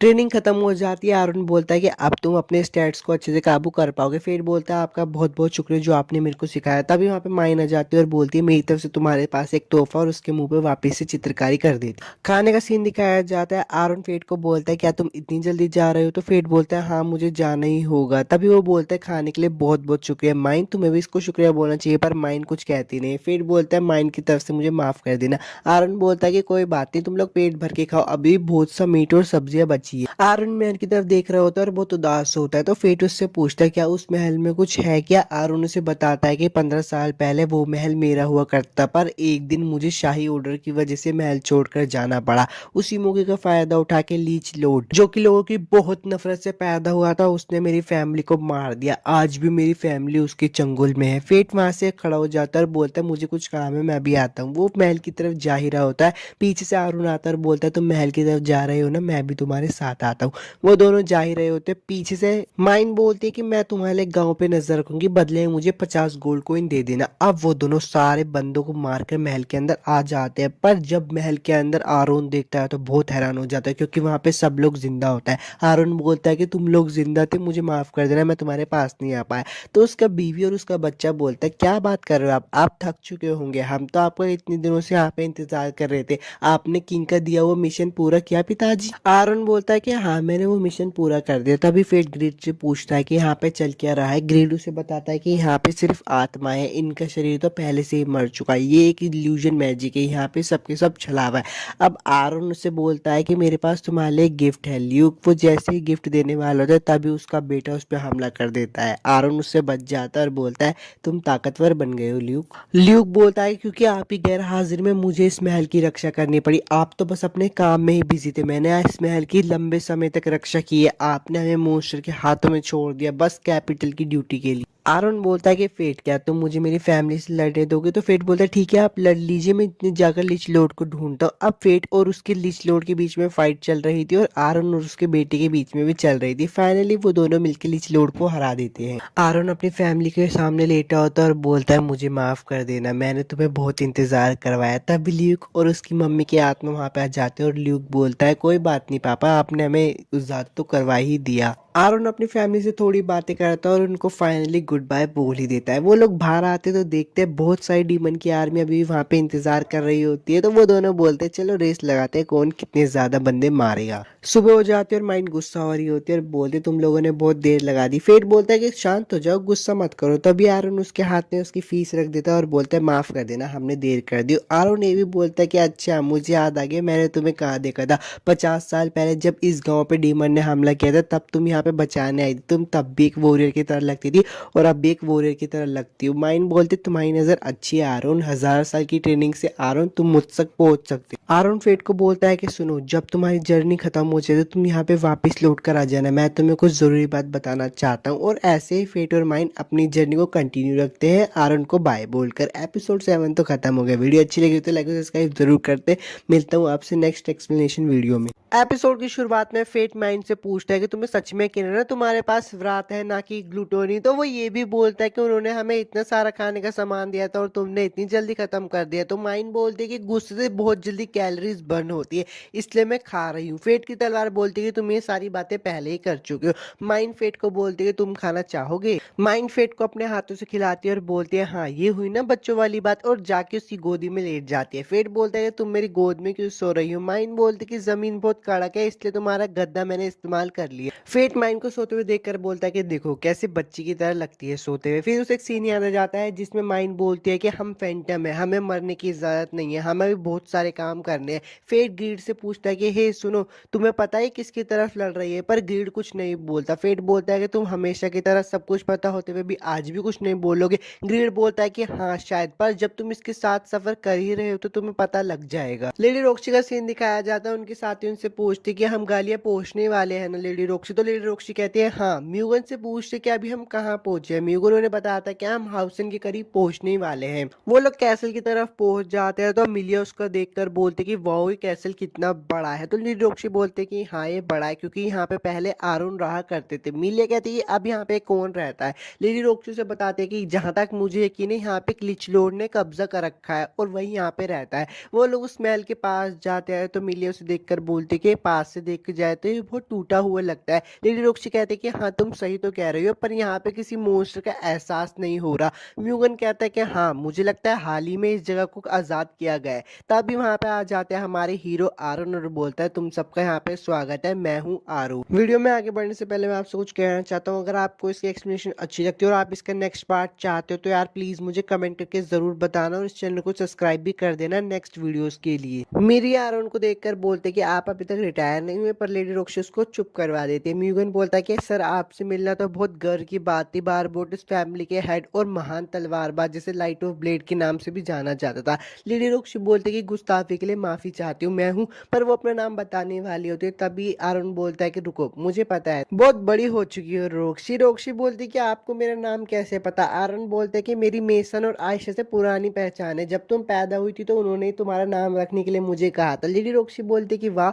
मुझे तो बात कभी पता ही नहीं थी, मेरे पेरेंट्स ने मुझे बात कभी बताई ही नहीं। म्यूगन वहां पे आकर बोलता है कि मुझे जलन हो रही है लेडी रोक्सी, आपका नाम एक हीरो ने रखा है। आरोन बोलता है कि मैं हीरो रह चुका हूँ पर अब मैं हीरो नहीं हूँ, तुमने तो मेरे रिटायर होने की वजह पता ही ली होगी रोक्सी। जिनकी मुझे हिफाजत करनी थी उनकी तो मैं हिफाजत कर नहीं पाया और उनको मैंने खो दिया। अब मेरे पास लड़ने के लिए कोई वजह नहीं बची। तो लेडी रोक्सी पीछे से बोलते पर आपने तो लिचलोड को हरा दिया ना। तो आरन बोलते हैं नहीं मैंने ये सब अकेले नहीं करा, मैंने उस लड़के के साथ मिलकर ये करा, उसी की बदौलत मैं उसे हरा पाया। म्यूगन बोलता है कि अच्छा वो लड़का बहुत जाबाज ही रहा होगा जिसने आपके साथ लड़ाई करके लिचलोड को हराया है। मीरिया भी पीछे बोलती है कि मुझे उससे मिलना है, बताओ ना वो कहाँ है। लेडी रोक्सी बोलती है कि आप मुझे उसका नाम बता सकते हो, मुझे कैपिटल में जाके बताना है कि हाउसन से किसने लिचलोड को भगाया। आरन बोलता है कि मुझे माफ कर देना पर मैं नहीं बता सकता। थोड़ा पहले का सीन दिखाया जाएगा जिसमें फेट आरन से बोलता है कि अगर कोई भी मेरे बारे में पूछे ना तो प्लीज उनको मत बताना, ये अजीब सी रिक्वेस्ट करने के लिए मैं माफी चाहता हूँ। आरन बोलता है कि उसने अपना नाम राज रखने के लिए बोला है। लेडी रोक्सी बोलती है कि अच्छा कोई बात नहीं मैं समझ गई, अब मैं चलते और गुस्ताखी के लिए माफ करना। आरन बोलता है तुम गालियां जा रही हो। लेडी रोक्सी बोलती है हाँ पर आपको कैसे पता। आरन बोलता है कि होली नाइट्स का यहाँ पे आना मतलब एक ही मकसद हो सकता है, क्या तुम्हें यहाँ पे वेलरिक ब्रदर्स ने भेजा है। तो लेडी रोक्सी बोलता है नहीं मैं यहाँ पे खुद से आई हूँ। आरन लेडी रोक्सी से पूछते हैं तुम मुझसे ट्रेनिंग लेना चाहोगी, गालिया में तुम्हें लड़ाई करने के लिए मैं सिखाऊंगा वहां पे कैसे लड़ते हैं, आखिरकार मैंने ही तुम्हारा नाम रखा है। लेडी रोक्सी बोलते हैं कि हाँ मुझे आपसे सीखकर बहुत खुशी होगी। वो उनको ट्रेनिंग दे रहे होते हैं। आरन बोलते हैं कि मुझे तुम्हारी तलवारबाजी में मेसन की सीख दिख रही है। फेट बोलता है कि बहुत देर से चल रहे हैं और आखिर ये कौन सी जगह है। तो माइन उसे बताते हैं कि ये वही जगह है जहाँ पे मेरा जन्म हुआ था। पैदा होते ही मुझे इंपीरियल कैपिटल में भेज दिया गया था, इसलिए मुझे यहाँ की थोड़ी यादें याद नहीं है, पर ये जगह जरूरी है। फेट बोलता है कि मुझे तो लगा था गालिया 4000 साल पहले ही खत्म हो गया है। वो लोग आगे बढ़ते और फेट को एक कुकून दिखाई देता है। तो वो ग्रीड से पूछता है कि ये क्या चीज है। तो ग्रीड उसे बताता है कि एक बायोलॉजिकल वेपन है जिसे पुराने दिनों में गालिया की मिलिट्री ने टेस्ट किया था। माइन बोलते कि अब कर्ज चुकाने का वक्त आ गया है। फेट बोलता है कि हमें इससे लड़ना होगा। फेट उस कोकून की स्टेट चेक करता है पर उसमें कुछ एरर आ रहा होता है, तो ग्रीड उसे बताती है कि अब इसमें बहुत सारे मॉन्स्टर चिपक गए हैं, इसी की वजह से इसमें एरर दिखा रहा है। माइन बोलती कि अभी वो बच्चा है तो हम इसे हरा सकते हैं। फेट बोलता है कि अभी वो बच्चा है, वो बड़ा नहीं हुआ और मुझे करना क्या होगा। तो माइन उसे बताती कि जब तक उसके सोलू से जुड़ा हुआ है तुम उसके शरीर पे वार कर सकते हो पर वो मरेगा नहीं। वो बोलते हैं चलो अब लड़ाई करने का समय आ गया है और उड़कर उस कुकून पे हमला कर देते हैं। वो कुकून टूट जाता है और उसमें से एक रोबोट टाइप चीज निकलती है पर उसके अंदर भी एक लड़की होती है। फेट उसको देखकर बोलता है कि अरे अच्छा, तो यही एक कीमेरा है और इसके अंदर एक शख्स क्यों है, मेरी तरह दिखती है, उसकी आंखें भी लाल है। वो उसकी तरफ देख ही रहा होता है तो माइन उससे बोलते हैं कि जल्दी से उसकी तरफ मत देखो।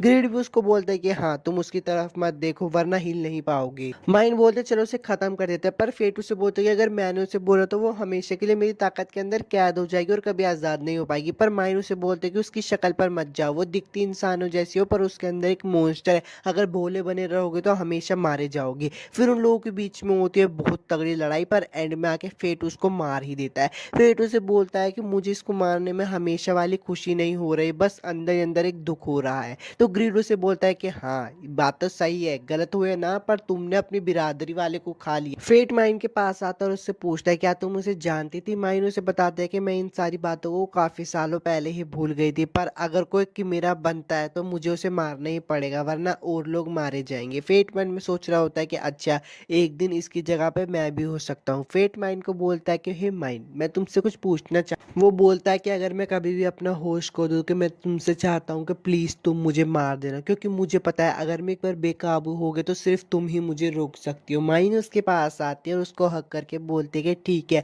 अगर तुम ऐसा चाहते हो तो मैं ऐसे ही करूंगा, और उसको हक कर लेती है। फेट बोलता है कि मैं तो बेबीलोन की तरफ जा रहा हूँ, तुम अब क्या करोगे। तो माइन उसको बताते हैं कि अभी भी कुछ काम बाकी है, मैं अपने गाँव को फिर से बनाना चाहती हूँ। फेट वहां से जा ही रहा होता है पर माइन उसको बोलते है कि मुझे लगता है कि हम फिर से मिलने से पहले तो तुम मर जाओगे। पर फेट बोलता है ऐसा कुछ नहीं होगा। फेट भी बेबीलोन पहुंच जाता है तभी उसे आवाज आती है कि रास्ते से हट जाओ, कैपिटल की मालकिन आ चुकी है। वो देखता है कि वहां पे लेडी रोक्सी आ चुके हैं इसलिए वो अपना मास्क लगा लेता है। वो उसको देख ही रहा होता है तभी उसके कान में आवाज आती है कि वो मरने वाली है और तभी वो पीछे मुड़ के देखता है तो कोई भी नहीं होता। वो सोचता है क्या ये मेरा वहम था।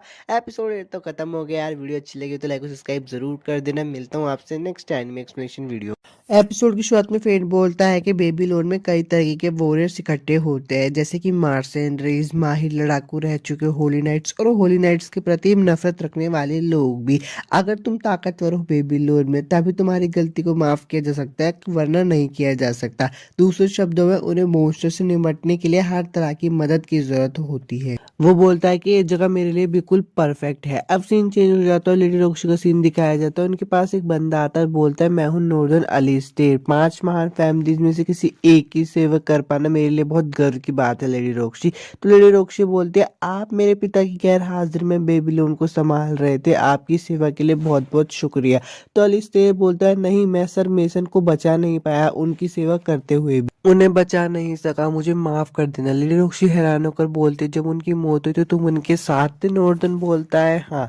लेडी रोक्सी से बोलती कि अपना सर उठाओ, मैं यहाँ हुक्म के चलते और अपने पिता के नक्शे कदम पर चलने आई हूँ, हमें मॉन्स्टर्स को मारकर लोगों की और गालिया की हिफाजत करने दीजिए। ये सब देखकर मीरिया बोलते कि वो लेडी रोक्सी को प्यार भरी नजरों से देख रहा है, उनकी पवित्रता खतरे में है, मुझे कुछ करना ही होगा। तभी म्यूगन उसे पकड़ लेता और बोलता है कि होली नाइट से पंगा लोग तो सर अलग कर दिया जाएगा। लेडी रोक्सी पीछे मुड़ते और बोलते कि मीरिया और म्यूगन चलो इस शहर को घूमते हैं। फेट का सीन दिखाया जाता है। फेट बोलता है कि रहने के लिए 10 कॉइन और नाश्ते के लिए 1, कितने भी पैसे यहाँ पे ले आओ फिर भी यहाँ पे कम ही रहते हैं। तब ग्रीड बोलते कि फेट अपनी साइड में देखो, वो मैन मुझे अपनी तरफ बुला रही है। फेट बोलता है कि तो बड़ी महंगी लगती है। ग्रीड बोलता है ज्यादा कंजूस मत बनो। तभी बाहर एक बंदा आता है और बोलता है कि आपका स्वागत है, आपको कुछ चाहिए। पर जैसे वो फेट के कपड़े दिखते हैं तो फेट के कपड़ों को छूने लगता है। फेट बोलता है तुम क्या कर रहे हो। वो बंदा बोलता है कि आग की गोली की करतूत है, नहीं शायद और भी गर्म चीज ने इसको फाड़ दिया है। फेट बोलता है आपको कैसे पता चला। वो बंदा बोलता है कि अच्छा तो मैंने सही अंदाजा लगाया था। ग्रीड बोलता है कि इस बंदे की निगाह चील की तरह है, बिल्कुल हम इस पे भरोसा कर सकते हैं। है, इससे मैन के बारे में पूछो। फेट बोलता है कि ये मैन मुझे खरीदनी है, इसकी कीमत क्या है? तो वो बंदा बोलता है कि तो बस दिखाने के लिए, अगर तुम्हारे मैन चाहिए तो मैं तुम्हारी तलवार के लिए दूसरी बना दूंगा, मुझे अपनी तलवार दिखाओ। तो फेट उसे अपनी तलवार दिखाता है। अब दुकान के अंदर का सीन दिखाया जाता है। वो बंदा कहता है कि तुम्हारी तलवार तो बहुत लाजवाब है। ग्रीड बोलता है कि तुमने सुना, एक सुनारी सोने को परख सकता है, मैं इतना हूं ही महान कि मेरी महानता छुपाए भी नहीं छुपती। फेट बोलता है कि अच्छा, तो इसके मैन बनाने के लिए कितने रुपए लगेंगे? वो बंदा बोलता है कि 500 गोल्ड कॉइन। फेट सुन के हैरान हो जाता है और दुकान से बाहर आ जाता है, कहता है रहने दो। फेट बोलता है कि अच्छा 500 कॉइन, यार ये तो बहुत लूट मची हुई है। ग्रीड बोलता है हमें पैसे बचा कर रखने चाहिए थे। फेट बोलता है कि बेबीलोन की महंगाई तो यार आसमान को छू रही है, पहले हमें रोज के खर्चे को निकालना होगा। तभी उसे पीछे से आवाज आती है और एक बंदा बोलता है, ओए मास्क वाले लड़के, हमारे साथ आओगे? वैसे भी तुम्हें मॉन्स्टर हंट में नाम कमाना है ना, तुम कैपिटल के लिए एक वॉलंटियर सोल्जर की तरह काम कर सकते हो। तो फेट बोलता है कि नहीं शुक्रिया, मुझे काम के लिए किसी की जरूरत नहीं है। वो बंदा बोलता है कि माफ करना, आपको हेक्स होली नाइट होंगे इसलिए आप अकेले काम करना चाहते हो और आप बहुत ताकतवर भी होंगे, हमने तो बस आपका हाल थोड़ा खराब देखा इसलिए आकर आपसे पूछा और वहां से चले जाते हैं। फेट बोलता है कि फटीचर दिखने के लिए माफ कर देना। ग्रीड बोलता है देखा, अगर तुम अच्छे कपड़े पहने होते वो उन जैसे लंगूर तुम्हें परेशान नहीं करते। फेट बोलता है अच्छा ठीक है, अब मैं अपने नए कपड़े लूंगा, आज बहुत सारा शिकार करूंगा। अब वो लोग शिकार के बीच में होते तो ग्रीड उसे बताता है कि हमने बॉर्डर पार कर लिया है। फेट बोलता है कि बड़ी गंदी सी बदबू आ रही है। तो ग्रीड उसे बताता है कि हाँ, क्योंकि यहाँ पे हर जगह मॉन्स्टर की लाशें हैं। ग्रीड बोलता है कि लगता है शायद भगदड़ मचने वाली है। तो फेट बोलता है कहाँ, तभी सामने से ओक्स का झुंड आ रहा होता है। तो ग्रीड उनके बारे में बताता है, ओक्स एक तरीके के मॉन्स्टर है जो गालिया में हर जगह फैले हुए हैं और वो बहुत समझदार है, इसलिए वो मिलकर काम करते हैं।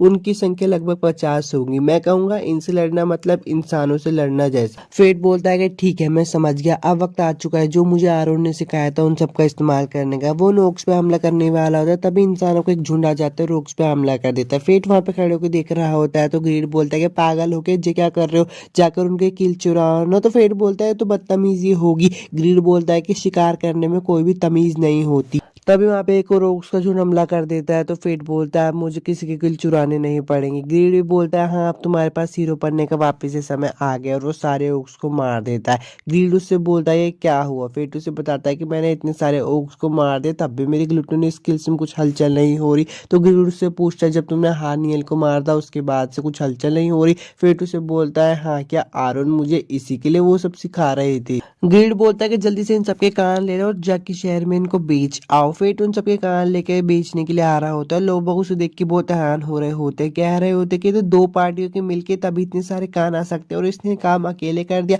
फेट उसके सामने कान रखता है और बोलता है कि मुझे इन सबके पैसे दे। तो वो लड़की कहती है कि मैं इन्हें अभी गिन कर देती हूँ। पर तभी उसके पीछे एक बंदा आता है और बोलता है कि ओए हमारा माल क्यों चुरा रहा है? ग्रीड बोलता है कि अगर फेट वहां नहीं होता ना तो तुम सबका वहां पे कुकुम्बर निकल जाता। वो बंदा बोलता है कि सारा माल मेरे हवाले कर दे। फेट बोलता है मैं आखिरी मौका देता हूँ पीछे हटने का, पर वो सब नहीं मानते और फेट पे हमला कर देते हैं। एक एक करके फेट सबको हरा देता है और अपने पैसे लेके वहां से जा रहा होता है। पर लेडी रोक्सी से पीछे से बोलते क्या ये सब तुमने किया, तुम इन सबके जिम्मेदार हो? लेडी रोक्सी को हालात समझ आ जाती है तो वो बोलती है अच्छा, पहले उन्होंने तुम पे हमला किया इसलिए तुमने उन पे हमला किया? तो फेट बोलता है हाँ, मैंने सिर्फ अपने सेल्फ डिफेंस में हमला किया, अब मेरा क्या होगा? तो लेडी रोक्सी बोलते कुछ नहीं, मैं इस बार तुम्हें माफ कर देती हूँ। और पीछे मुड़कर गुंडों को भी बोलती है कि अच्छा, मैं तुम्हें भी माफ कर दूंगी लेकिन तुम्हें एक रात हवालात में बिताने होंगे। लेडी रोक्सी फेट को कुछ बोलते हैं पर फेट सुन नहीं रहा हो तो वो कुछ सोच रहा होता है। मीरिया उसे बोलती है कि लेडी रोक्सी तुम्हें कुछ बोल रही है और तुम उसे सुन नहीं रहे हो और तुमने मास्क भी लगा रखा है, इसको उतारो। वो उसकी मास्क उतारने की जबरदस्ती कर रही होती है तो म्यूगन बोलता है फालतू बातें मत करो।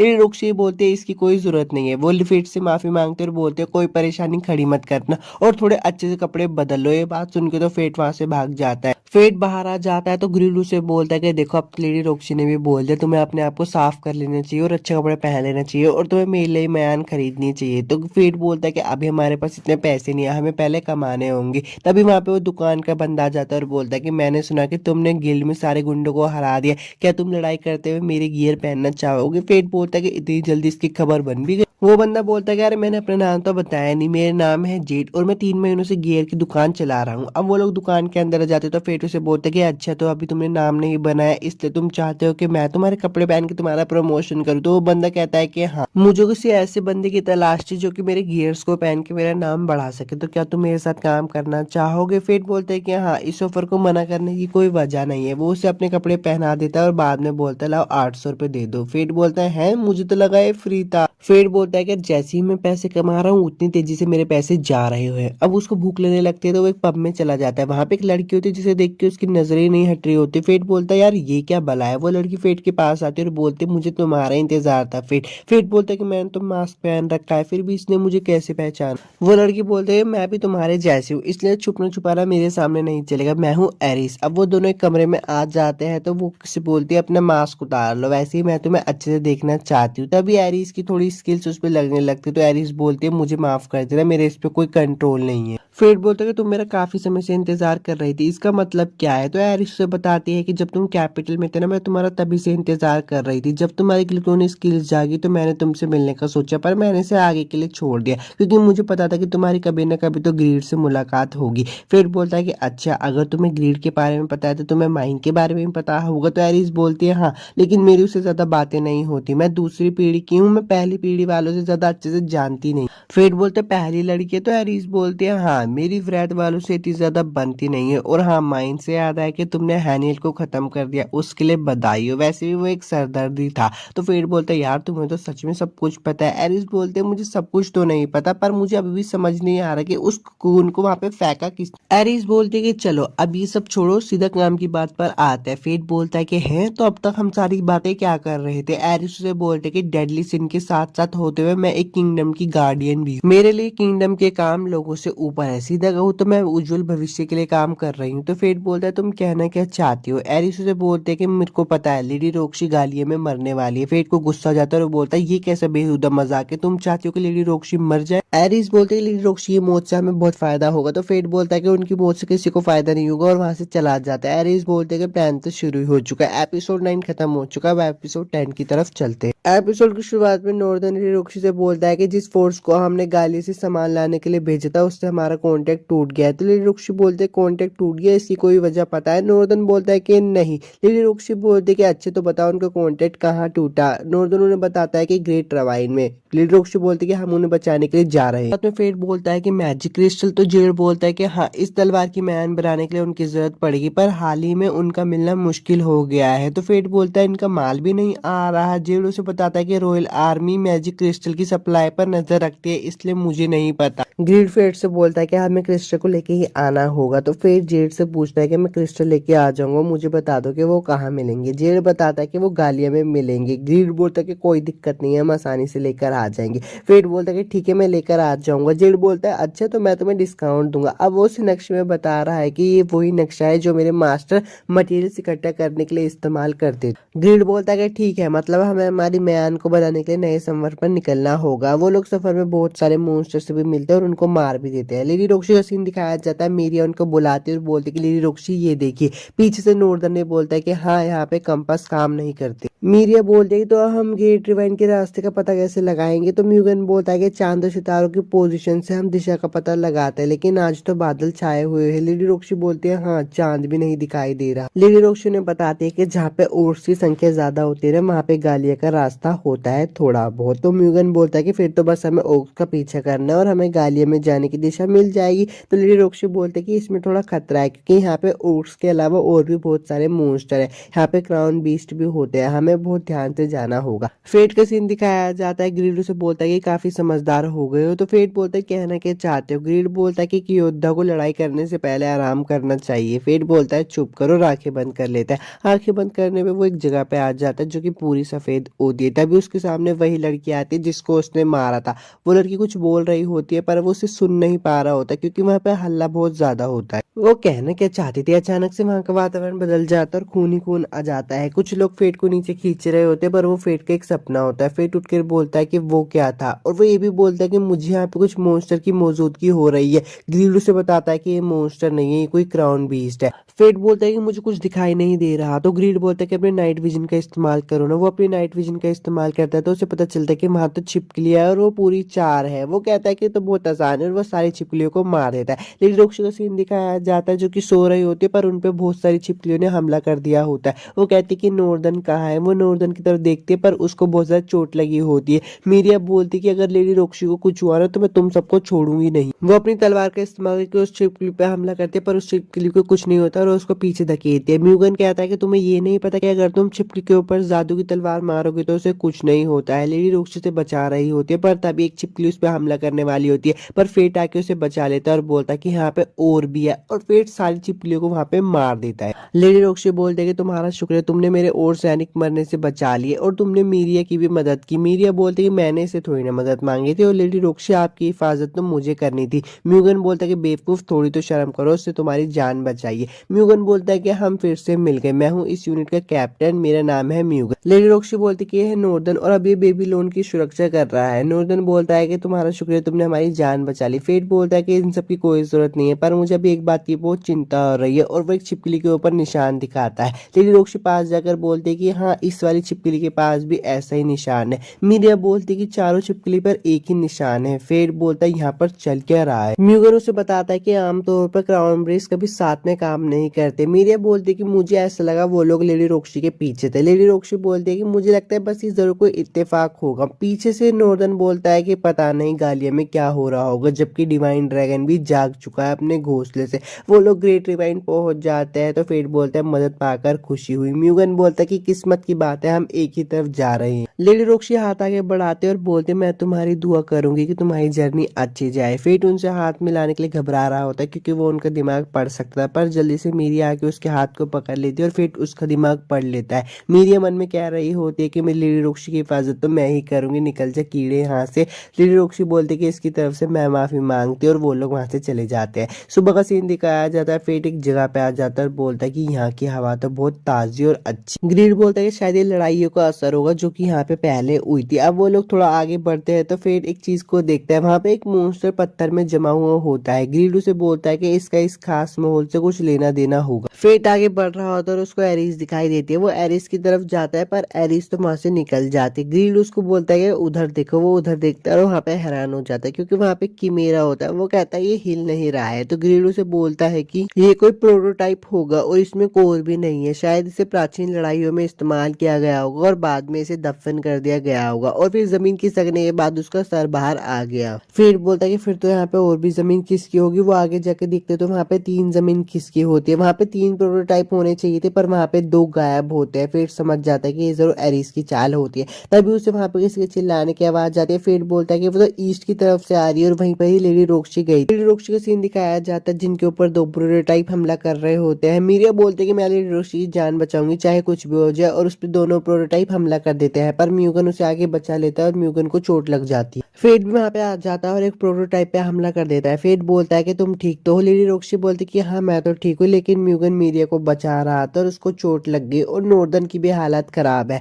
ग्रीड बोलता है कि इसकी रिजनरेशन की स्पीड तो हैनियल से बहुत ज्यादा ही कम है। फेट लेडी रॉक्सी को बोलता है कि इन्हें कीमेरा कहा जाता है और इनकी कोर से इनकी कमजोरी होती है। आप उस मॉन्स्टर को देख रहे हो ना, वही इसका कोर है। अगर हम उसे मार देंगे तो फिर बाद में हिलडुल नहीं सकेंगे। वो दोनों ही उन दोनों कोर्स पे हमला कर रहे होते हैं तो ग्रीड बोलता है वो हमें दूर रखने की कोशिश कर रहे हैं, उनके लिए बुरा है। फेट लेडी रॉक्सी के साथ लड़ रहा होता है और मन में बोल रहा होता है कि मैं पहली बार लेडी रॉक्सी के साथ मिलकर लड़ रहा हूँ और ये माइन और आरोन से तो अच्छा ही लग रहा है। वो दोनों उनमें से एक कीमेरा को मार देते हैं पर एक कीमेरा उनको एक गड्ढे में फेंक देता है। फेट बेहोश हो जाता है। ग्रीड उसे बोलता है फेट तुम उठ गए। फेट कहता है कि अच्छा तो हम वहां से नीचे गिरे थे। फेट ने मास्क नहीं लगा रखा होता और उसकी गोदी में लेडी रॉक्सी सो रही होती है। वो कहते कि अरे यार ये तो बहुत प्रॉब्लम हो जाएगी। वो अपने मुंह को छुपा लेता है क्योंकि लेडी रॉक्सी उठ जाती है। वो उठने की कोशिश कर रही होती है पर वो उठ नहीं पाती। लेडी रॉक्सी कहती है अगर मैं थोड़ा सा आराम करूंगी तो मैं ठीक हो जाऊंगी। फेट बोलता है कि ये हुई ना खोरी नाइट वाली बात। फेट बोलता है कि अगर जमीन नहीं किसकी होती तो हमने उसकी मेरा को हरा ही दिया होता। लेडी रॉक्सी बोलती है कि मेरा क्या होता है। फेट ने बताता है कि एक आर्टिफिशियल मॉन्स्टर है जो कि गालिया में 4000 साल पहले बने थे। लेडी रॉक्सी बोलती है कि मुझे जानना है तुम्हें कीमेरा के बारे में किसने बताया। फेट बोलता है कि इसके बारे में मुझे गालियन ने बताया। तो लेडी रॉक्सी बोलती है कि अच्छा, एक जवान सी लड़की जो कि हाथों में कुल्हाड़ी लेके घूमती है, मैंने उसे बहुत बार अपने इलाके में देखा है और बेबीलोन की लोड के ऊपर उसने अपने कुल्हाड़ी से वार किया था। फेट बोलता है कि हाँ बड़ी खतरनाक लड़की लगती है। लेडी रॉक्सी बोलती है कि अफवाह है कि वो एक स्कल मास्क वाले पहने जैसे जवान आदमी के साथ घूमती है। फेट बोलता है कि अच्छा ठीक है, देखो मत, हाँ मैं ही हूँ जो उस लड़की के साथ सफर कर रहा हूँ। लेडी रॉक्सी उसको देख रही होती है तो फेट बोलते है कि आप मुझे ऐसे क्यों देख रहे हो। लेडी रॉक्सी बोलते है कि तुम्हें देखकर मुझे किसी अपने की याद आती है, पर ऐसे लगता है कि वो मेरे साथ ही है। अब जब हम बिछड़ गए हैं तो मैं सोच रही हूँ क्या वो वहाँ पे खुश होगा। तो फेट बोलते हैं कि हाँ वो खुशी होगा, उसके पास तुम जैसे इतनी अच्छी लड़की है जो उसकी चिंता करती है। लेडी रॉक्सी बोलते हैं कि हाँ तुम सही कह रहे हो। तभी फेट को भूख नहीं लगती है और उसकी आंखों का कलर बदलने लगता है। लेडी रॉक्सी बोलती है कि तुम्हारी आंखों का कलर बदल रहा है। फेट वहां से भाग जाता है और बोलता है कि बुरा हुआ। तभी वहां पे उसके ऊपर वो किमेरा हमला कर देता है। फेट उस किमेरे को भी मार देता है। वो कहता है कि अच्छा अब तो मुझे पता चल गया कि लेडी रॉक्सी के पीछे कोई तो पड़ा है उनकी जान लेने के लिए। लेडी रॉक्सी आ जाती है वहां पे तो फेट बोलता है आप चिंता करने की कोई बात नहीं, मैंने इस किमेरे को हरा दिया। पर वहां पे जमीन खिसकने वाली होती है, इसलिए फेट लेडी रॉक्सी को बचा लेता है। वो देखते हैं कि म्यूगन और मीरिया उन लोगों को बचाने आ गए। एपिसोड 10 खत्म हो चुका है। एपिसोड 11 के एक्सप्लेनेशन को शुरू करते हैं। एपिसोड की शुरुआत में लेडी रॉक्सी बोलते कि अब अपनी तलवार निकालो, मैं तुम्हें लड़ाई के लिए चुनौती देती हूँ। तो फेट बोलता है मैंने कुछ किया है क्या। मीरिया वहां पे आती है और बोलती है प्लीज मासूम मत बनो, तुमने लोगों के साथ झगड़ा किया है और उनकी प्रॉपर्टी तोड़ी है। तो फेट बोलता है कि मैंने तो इसलिए किया क्योंकि उन्होंने पहले मुझ पे हमला किया।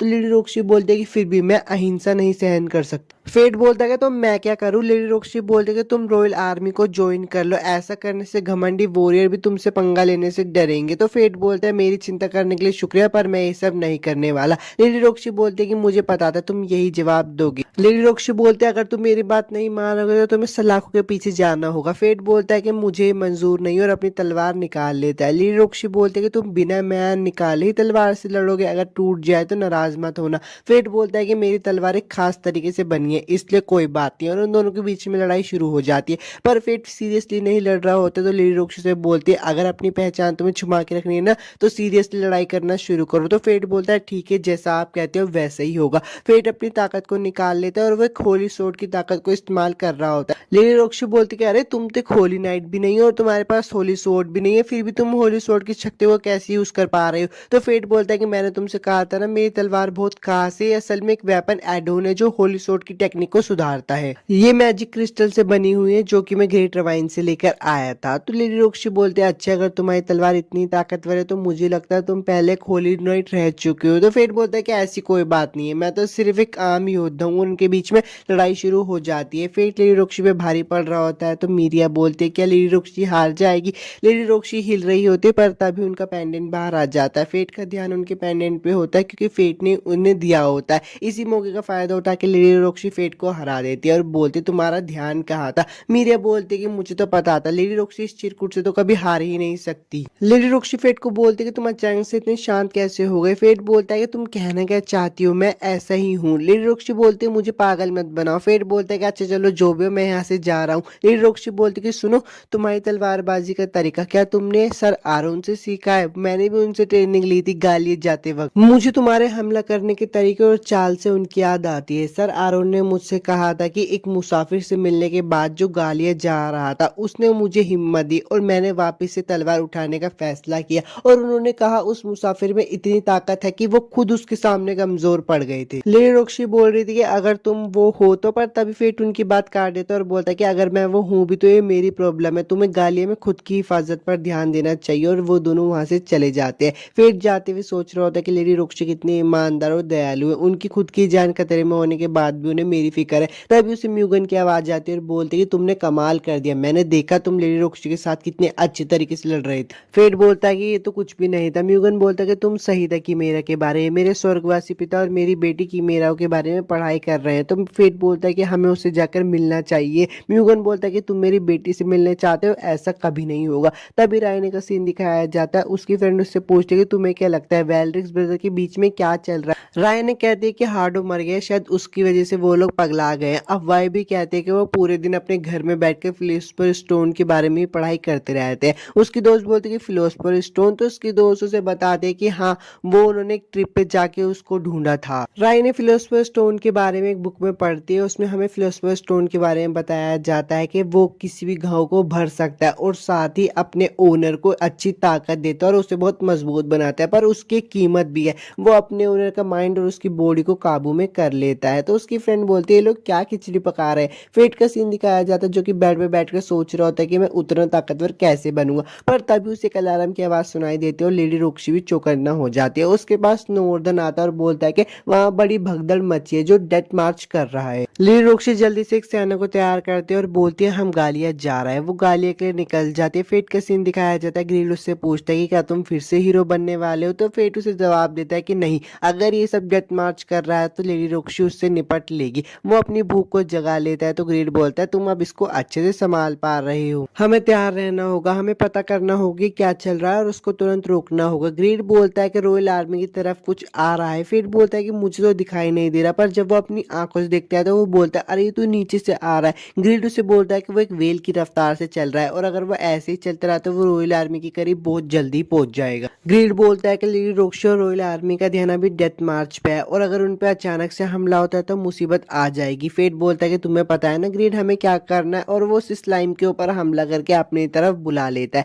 फेट बोलता है कि अब हम बताते हैं कि इसके साथ क्या करना है, पर वो उसके ऊपर देखता है कि उसके पास भी वही निशान होता है जो उन छिपकलियों के पास होता है। फेट बोलता है कि अब तो हम इसका पर्दाफाश करके रहेंगे और वहां से कूद जाता है। कूदते हुए फेट सोच रहा होता है कि अगर मैं अपने पहले वाले टाइम में होता तो मैं कभी इतनी ऊंचाई से नहीं कूद पाता। फेट और उनके बीच में लड़ाई होने लगती है, पर वो स्लाइम उस पर एसिड फेंकने लगता है। फेट बोलता है ये एसिड रेन क्यों कर रहा है, इसकी महक बहुत गंदी है। तो ग्रीड बोलता है कि संभल कर रहना, अगर तुमने उसे छू लिया तो तुम मर जाओगे। फेट बोलता है कि हम इससे करीब से नहीं लड़ पाएंगे। ग्रीड उसे एक बार और बताता है कि अगर तुमने इसे काटा और अगर इसने अपना एसिड फैला दिया तो ये तुम्हारी हड्डियां तक फैला देगा। अब उनके बीच में थोड़ी सी लड़ाई होने लगती है और वो स्लाइम जमीन के अंदर चला जाता है। फेट भी उसके ऊपर एक जोरदार हमला करता है और जाकर देखता है, पर वो स्लाइम जिंदा होता है। तभी वो ऊपर उठ के देखता है तो उसके जैसे एक बंदा वहां पे खड़ा होता है। फेट बोलता है कि मेरे जैसा भेस बदलने वाला मास्क। फेट बोलता है कि जरूर एरिसी होगी और उस पर हमला कर देता है। ग्रीड उसे बताता है कि ये मोर्टल सिन का वेपन है ब्लैक गन एनवी। वो उस पर हमला कर देता है, पर वो देखते कि वो तो एरिस है ही नहीं। वो बंदा बोलता है कि तुम मेरा वक्त बर्बाद कर रहे हो। फेट और उसके बीच में लड़ाई शुरू हो जाती है, पर वो ग्रीन मास्क वाला बंदा फेट पे भारी पड़ रहा होता है और एक टाइम पे आके वो उसको हराने ही वाला होता है। फेट बोलता है कि वो बहुत ताकतवर है। वो ग्रीन मास्क वाला बंदा बोलता है कि अब तुम्हारा खेल खत्म।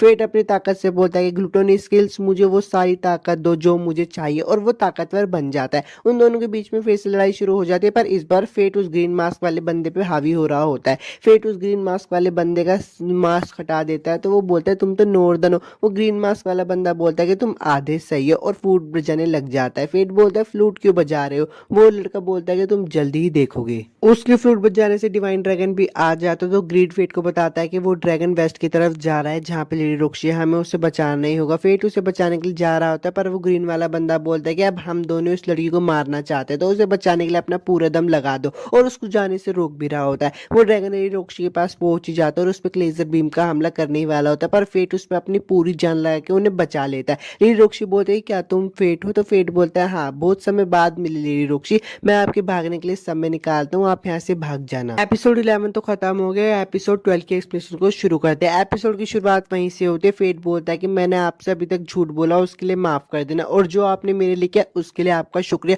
और आगे जाके ड्रैगन से फाइट कर रहा होता है। ड्रैगन से फाइट करने के साथ वो उस ग्रीन मास्क वाले बंदे के साथ भी फाइट कर रहा होता है। वो ग्रीन मास्क वाला बंदा बोलता है कि तू बहुत चालाक है, तूने डिवाइन ड्रैगन पे ऐसी कौन सी आर्ट यूज की जो मैंने आज तक नहीं देखी। अब उन दोनों के बीच में अच्छी लड़ाई चल रही होती है, दोनों एक दूसरे को अच्छी टक्कर दे रहे होते हैं, पर तभी वो लड़का फेट के हाथ काट देता है और बोलते हैं अब तेरा खेल खत्म। एरिस ने मुझे बोला था कि उसे तुझसे बहुत उम्मीद है, पर इसका कोई फायदा नहीं हुआ। अब जो तूने मुझे दर्द पहुंचाया उसके लिए तुझे कीमत चुकानी ही पड़ेगी। और वो फेट को मार नहीं जा रहा होता, पर फेट पीछे से उसके सीने में तलवार घुसा देता है। वो बंदा बोलता है कि ये तूने कब किया। फेट उसे बोलता है कि मुझे पता था, तो खुद को जीता हुआ समझकर तू मुझे हल्के में लेगा। वो लड़का बोलता है कि तुमने मुझे मारने के लिए अपने हाथ गवा दिए। तो फेट बोलता है कि ये तो बस एक जुआ था, अब मेरे हाथ को अपने साथ ले जाओ, और उसके दो हिस्से कर देता है, पर वो वापस से उस व्हाइट स्क्रीन में आ जाता है। फेट बोलता है कि मैं तो यहाँ पे पहले भी आया हूँ, मुझे ये जगह याद आ रही है। पीछे से आवाज आती है कि मैंने तुम्हें इतनी चेतावनियां दी। फेट उस लड़की को देखकर बोलता है कि तुम तो वही लड़की हो ना जो हानियल के कोर में थी। वो लड़की बोलते है कि मेरा नाम है लूना और शुक्रिया। फेट बोलता है कि तुम मुझे शुक्रिया क्यों कह रही हो। वो लड़की बोलती है कि मुझे मारने के लिए। इतनी उदास मत हो, शायद तुमने वो मेरे भले के लिए ही किया था, लेकिन मुझे माफ करना। फेट बोलता है कि अब तुम क्यों माफी मांग रही हो। वो लड़की बोलती है कि मैं तुम्हारे लिए ज्यादा कुछ नहीं कर पाई, और तभी उसके नीचे की जमीन टूटने लगती है। फेट बोलता है कि अच्छा,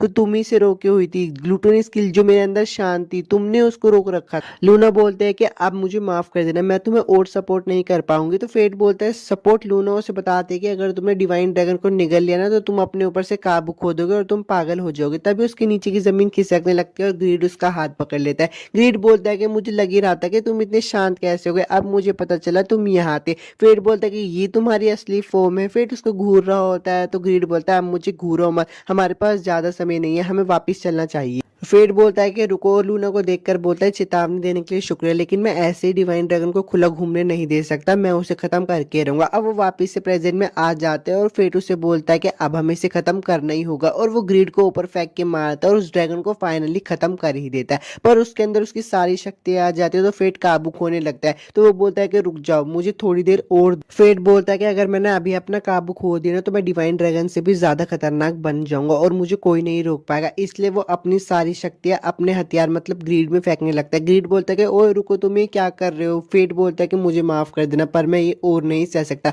वो अपनी थोड़ी सी ताकत दे देता है ग्रीड को और ग्रीड भी अपनी नई लेवल में आ जाता है। फेट बोलता है कि अगर अब मैं बर्सर्क मोड में जाता भी हूँ तो मुझे इतना डैमेज नहीं होगा। ग्रीड बोलता है कि अच्छा, तो ये स्किल सुबह भी अंदर से खा रही है। वहां पे माइन भी आ जाती है और फेट माइन को बोलता है प्लीज मुझे मार दो। माइन उसको बताती है कि जब तुम अपनी स्किल पर ज्यादा जोर देते हो ना तो वो तुम पर हावी हो जाती है और तुम उस पर से अपना काबू खो देते हो। मैंने तुम्हें चेतावनी दी थी। फेट बोलता है मुझे माफ कर देना। माइन बोलती है अच्छा मैं समझती हूँ, उसको मारने वाली होती है पर लेडी रोक्शी आकर उसको बचा लेती है। फेट बोलता है कि आपने मुझे क्यों बचाया। लेडी रोक्शी बोल रही तुम ये मुझसे पूछ रहे हो, तुम अभी क्या करने की सोच रहे थे। फेट बोलता है कि मैं नहीं चाहता था कि आप मुझे कभी ऐसे देखो। लेडी रोक्शी बोलती है तुम्हें क्या लगता है इन सब चीजों से मुझे तुमसे नफरत हो जाएगी, भले ही तुम में कैसी भी ताकत आ जाए लेकिन तुम मेरे लिए वही फेट रहोगे। फेट मन में सोच रहा होता है कि ग्लूटो स्किल्स पहले से बेकाबू थी लेकिन अब वो शांत हो गई है। फेट मन में सोच रहा होता है कि मैं पहले डरा हुआ था कि लेडी रोक्शी जब मुझे ऐसे देखेंगे तो वो मुझसे नफरत करेगी, लेकिन अभी उन्होंने मुझे देख लिया और वो मुझे इस चीज को लेके एक्सेप्ट भी करती है। मैं हमेशा सोचता था कि मैं लेडी रोक्शी को बचाऊंगा पर मुझे लगता था कि वो मुझे बचाएगी पहले की तरह। अब फेट लेडी रोक्शी की बाहों में बेहोश हो जाता है और कुछ दिनों के बाद उठता है। फेट कहता है कि मैं कहाँ हूँ और ये मेरा कमरा है। वो अपने हाथ को देखता है तो उसको याद आता है कि हाँ ये तो नॉर्दर्न ने मेरे हाथ को काट दिया था और मैं कितने दिन से सोया हूँ। तो एरिस और माइन अंदर आती है और एरिस बोलती है तुम पूरे एक हफ्ते से सोए हुए हो। वो बोलती है तुम्हें अभी भी मेरी चिंता है। माइन बोलते तुम बहुत सोते रहते हो। एरिस बोलती कि तुम इसे दोष नहीं दे सकती क्योंकि इसने अपनी हद से ज्यादा ताकत का इस्तेमाल कर लिया था। इरिस फेट को उसका हथियार दे देते और बोलते हैं ये लो, तुम इसे भूल गए थे। ग्रीड फेट से बोलते कि इतने दिनों के बाद मेरी याद आ रही है। फेट ग्रीड को बोलते कि अरे तुम्हारी हालत तो कुछ ज्यादा ही खराब है। एरिस बोलते कि इसकी हालत तो खराब होनी ही थी, हम इसे गालिया के सेंटर तक ढूंढ कर आए इसलिए इतना गंदा हो रहा है। फेट बोलता है कि वहां तक पहुंचा कैसे। एरिस उसे बताते हैं कि शायद इसे कोई वहां पे मॉन्स्टर ले गया होगा क्योंकि माइन उसे कलेक्ट करना भूल गई थी। एरिस अब मेन बात बताती है अब जबकि तुमने डिवाइन ड्रैगन को हराई दिया है तो हमें तुम्हारी मदद की जरूरत है। खैर रोक्शी की मौत से क्राउन ह्यूमन बनाने का प्लान अब खत्म हो चुका है। फेट बोलता है कि वादा करो कि अब तुम लेडी रोक्शी को कभी नुकसान नहीं पहुंचाओगे। तो एरिस बोलते हैं कि हाँ मैं इतनी बेवकूफ थी, मैंने उसे मारने का प्लान बनाया। अब जबकि डिवाइन ड्रैगन बन गया है तो अब इस देश का एक नया जन्म होगा और हमें तुम्हारी मदद की जरूरत है। तुम मना नहीं कर सकते क्योंकि जिन जिन के पास ये अजीब से वेपन होते हैं उन्हें करना ही पड़ता है। फेट बोलते कि अच्छा ठीक है। एरिस बोलते कि चलो अब तुम्हारे हाथ का जुगाड़ करते हैं। फेट बोलते क्या मेरा हाथ ठीक हो जाएगा। एरिस बोलते कि हाँ पर उससे पहले हमें यहाँ से निकलना होगा। तो फेट बोलता है मैं लेडी रोक्शी से तो मिल लेता हूँ। एरिस बोलते कि नहीं, अभी तुम्हारा उसके पास जाना खतरनाक है और वो वहां से चला जाता है। अब लेडी रोक्शी का सीन दिखाया जाता है जो कि फेट से मिलने के लिए आ रही होती है। रास्ते में उसे मीरिया मिलती है और पूछती है आप कहाँ जा रही हो। तो लेडी रोक्शी बोलती है मैं एक ट्रिप पर जा रही हूँ और मन में मीरिया बोलते कि हाँ मुझे पता है आप उस झिंगुर से ही मिलने जा रही होगी। लेडी रोक्शी फेट के कमरे में आती है और फेट को गायब देखकर चिंता करने लगते हैं। वो एक लेटर पढ़ते हैं और उसमें लिखा होता है मुझे माफ करना, मैंने आपको कभी अपनी ग्लूटनी स्किल्स के बारे में नहीं बताया और हाँ मुझे माफ कर देना लेकिन मुझे अभी जरूरी काम से जाना पड़ा, पर मैं एक दिन आपसे वादा करता हूँ मैं आपसे जरूर मिलने आऊंगा, तब तक अपना ख्याल रखना। लेडी रोक्शी बोलते कि पहले तुमने मुझे इतनी हिम्मत दी और अब ऐसे अकेले छोड़कर जा रहे हो। तभी थोड़ा पास का सीन दिखाया जाता है। एक बच्चा रात को बेंच पे बैठा होता है तो लेडी रोक्शी उससे जाकर बोलते कि तुम्हें अपने घर जाना चाहिए। तो फेट बोलता है कि नहीं प्लीज मुझे मत मारो। लेडी रोक्शी बोलती कि मैं तो बस तुम्हें ऐसे ही कह रही थी। लेडी फेट बोलता है मुझे माफ कर। फेट बोलता है मुझे माफ कर दो। लेडी रोक्शी बोलती है अच्छा तो लोग सच में होली नाइट से डरते हैं और फेट से माफी मांगने लगती है। फेट बोलता है आप क्यों माफी मांग रहे हो। लेडी रोक्शी बोलती है कि मुझे खुद को एक होली नाइट कहने में शर्म आ रही है। फेट को भूख नहीं लगती है तो लेडी रोक्शी उसको कुछ खाने के लिए खिलाती है। अब फेट को वहां से जाना होता है तो वो बोलता है अच्छा अब मुझे पता चला कैपिटल में इतने बुरे लोग नहीं है। वो वहां से जा रहा होता है तो लेडी रोक्शी बोलती है तुम्हारा नाम क्या है। वो बोलता है मेरा नाम है फेट और वहां से चला जाता है। री रोक्शी बोलते कि पहली बार मुझे खुद पर गर्व हो रहा है क्योंकि मैं एक होली नाइट और प्रेजेंट का सीन दिखाया जाता है। री रोक्शी बोलते कि अपना ध्यान रखना फेट और सीन बदल जाता है। वेल्ट्रिक ब्रदर्स का सीन दिखाया जाता है। राफेल बोलता है अच्छा तो वो मास्क पहनने वाला बंदा ही फेट है जिसने हार्डो को मारता है और वो बोलता है मुझे जरा काम है और अपने कमरे में जाके जोरों से हंसने लगता है और बोलता है फेट तुम बस देखते जाओ। फेट का सीन दिखाया जाता है। एरिस से बोलते हैं कि अगर तुम अपनी ग्रीड को थोड़ी सी पावर दे दोगे तो वो तुम्हें हील भी कर सकता है। फेट ग्रीड को बोलता है कि मेरी 40% पावर कर दो और मुझे हील कर दो। फेट का भी हाथ वापस से आ जाता है और एपिसोड 12 भी यहीं पे खत्म हो जाता है। अगर आपको ये सारे एपिसोड्स अच्छे लगे तो वीडियो को लाइक और सब्सक्राइब जरूर करना। मिलता हूँ आपसे नेक्स्ट एनिमे एक्सप्लेनेशन वीडियो में।